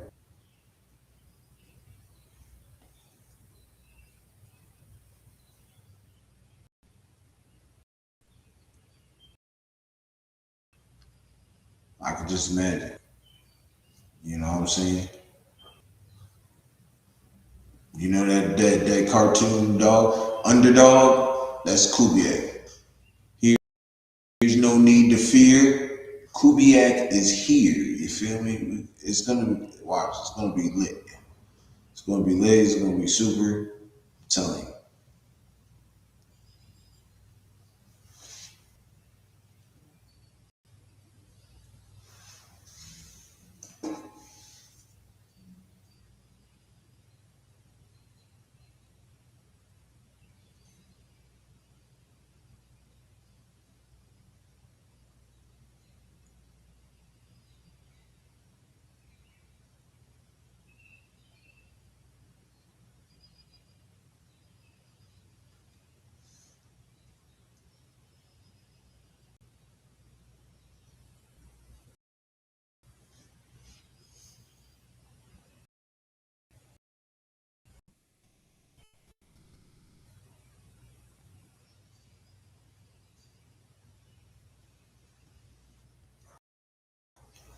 Just here for the ride, the ugly, and the glory. I know that's real. Appreciate it.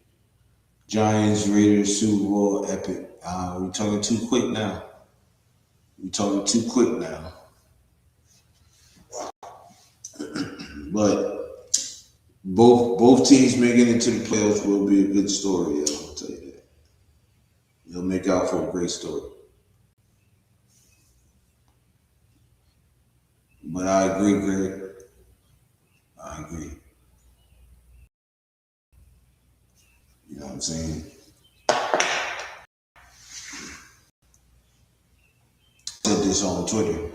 All the moves we made and maybe the draft that we're gonna have, we could be a dark horse playoff team. I was telling Finale that. And I feel that way. Maybe. You feel me? I was giving us 8, 9 wins, but now we got Max back. That's 10 wins right there. And I'm sticking to it this time, yo. 10 wins. I stuck with my guns last year until I couldn't no more. But this year, 10 wins, I can see it. I can see it. Martinez in the building. What it do, bro? It's Fernando. Raiders. Yes, sir. Y'all make sure y'all hit that like button, man. Subscribe to the channel if y'all ain't subscribed already. Become a member also, man. Become a member, join the Yurp gang, and also throw them supers in for your boy, man. Throw them supers in. You feel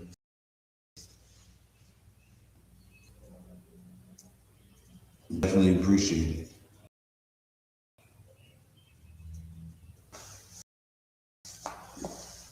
Max with a chip on his shoulder is going to be epic.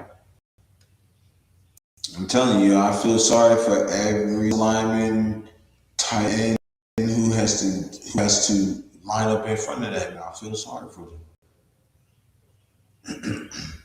Greg said, we just have to build something that other fan base respect. Nah, facts. Martinez said, you're Raider Nation for life. You know it, brother. Appreciate you pulling up, supporting always, bro. Mike G said, what's happening, brother? Welcome back, welcome back. But yeah, like Greg said, other fan bases can respect, but they all the haters, so they ain't gonna never have nothing good to say. But I tell you this, I don't respect it though. The haters gonna hate. You know, the haters gonna hate. AFC West ain't no pushover division. Nope, we definitely not. And if anybody's worried about Rob Leonard, do not worry about that. Do a phenomenal job. I know that for sure.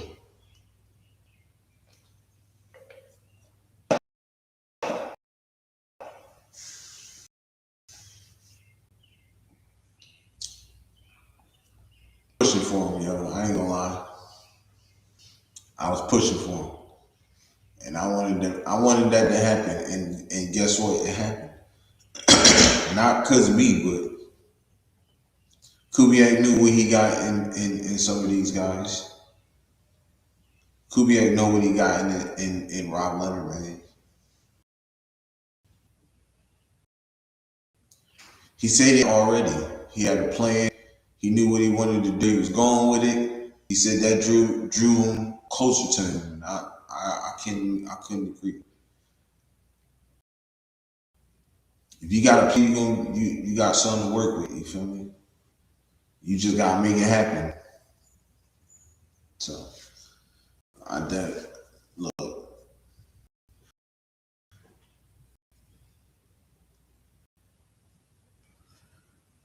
We could be something fire, man. I'm telling you.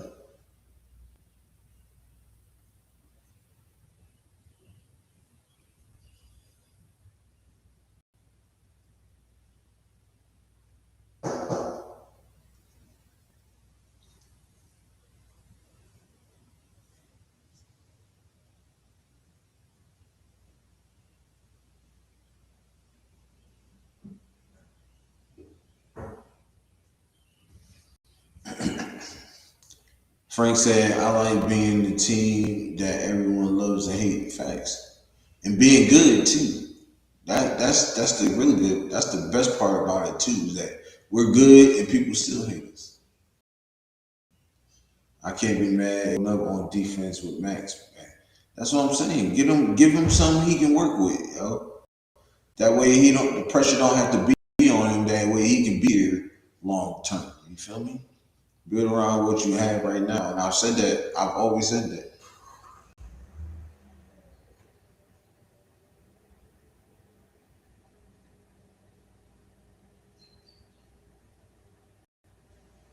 Rose Town said Raiders, yes sir.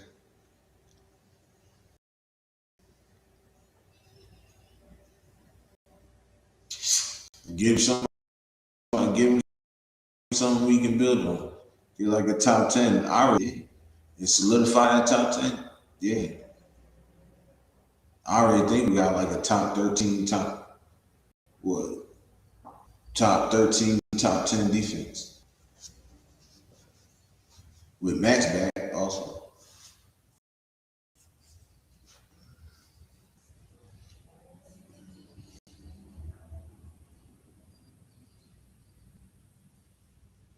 This is going to be excellent, y'all. I'm telling you. Congrats on the new crate, bro. Appreciate it, bro. Appreciate it. Definitely appreciate it.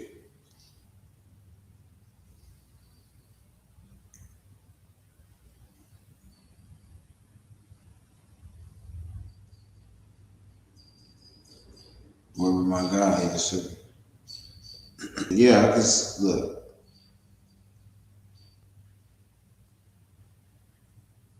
It's gonna get better, bro. It's gonna get better.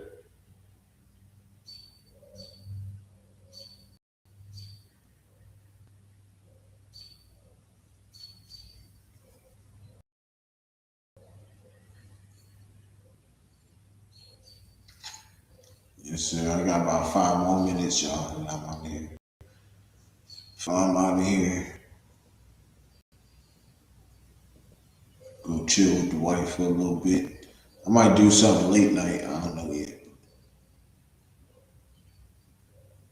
Chill with the wife.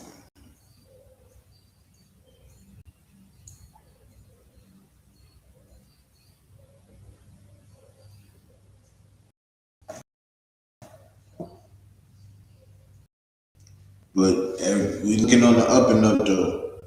Definitely looking up on the up and up.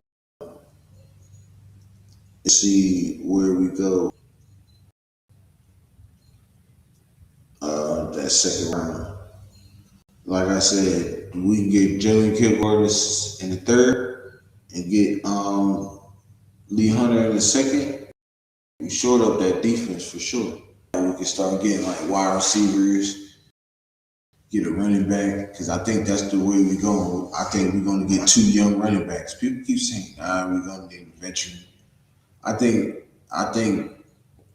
we get 2 young running backs. People saying we need veterans. We're getting 2 young running backs.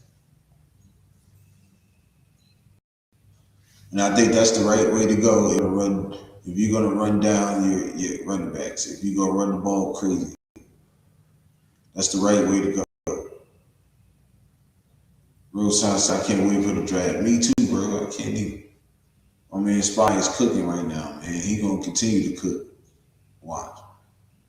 I bet you we end up with more picks than we started with at the end. I can guarantee you that. We did it last year. Spy did it last year, and we had less.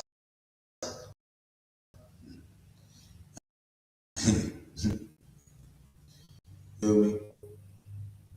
We can add one more O lineman. I don't see us getting over. We got 4 draft picks. One of them, maybe 2 of them, could be offensive linemen to build up the depth.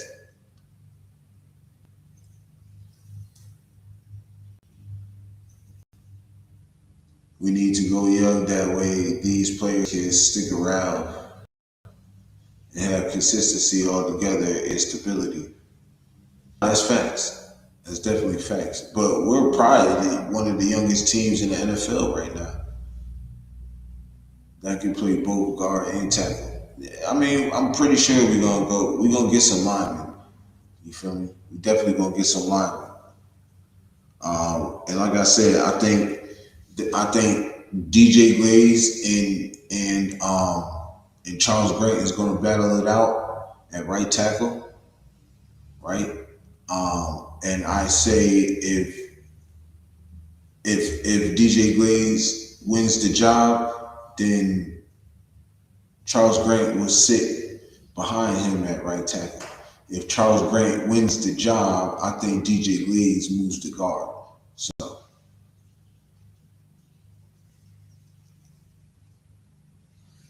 but yeah, I see we gonna get a couple of live. I say about 1 or 2, maybe 3.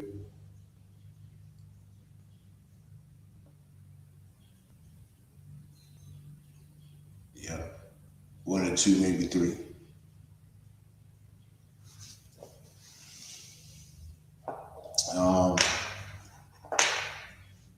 I see us getting like a couple wide receivers, maybe a couple corners, a couple D linemen, and a running back, and like a couple O linemen too.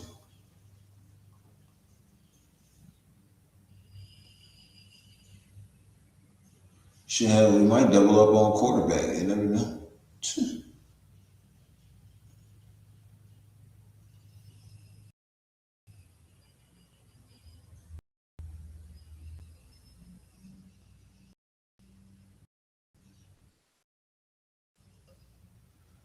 But it's been real, y'all. Appreciate everybody pulling up. I'm getting ready to off here. Boys coming back with some food. So I appreciate everybody pulling up, man. Thank you for all the support. Thank you for always pulling up and chilling with your boy. I will be on tomorrow too. Trying to get this early thing going and stuff. You feel me? So I can, when I start this new job, I will know be working at night in like maybe a couple weeks. So um, you know, so or during the day going into the night, that can both play guard and tank. I would I want to say have a backup to Mendoza. Frank said, I think Grant and Rodgers are going to start this season. Me too. Maybe somebody who can play like Taysom Hill. Nah, we don't need none of them.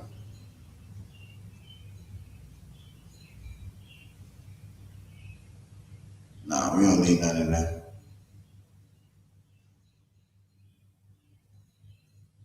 I don't think there's none of them type players in the draft. And honestly, Frank said, have a good evening here, man. You too. Everybody have a good evening. I appreciate y'all, man. And y'all say along with me, you feel me? With that being said, y'all know what it is. Say it along with me. Your Raiders.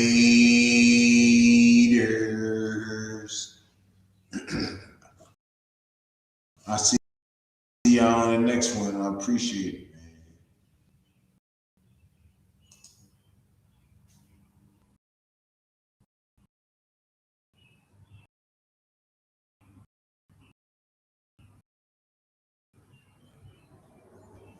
Okay.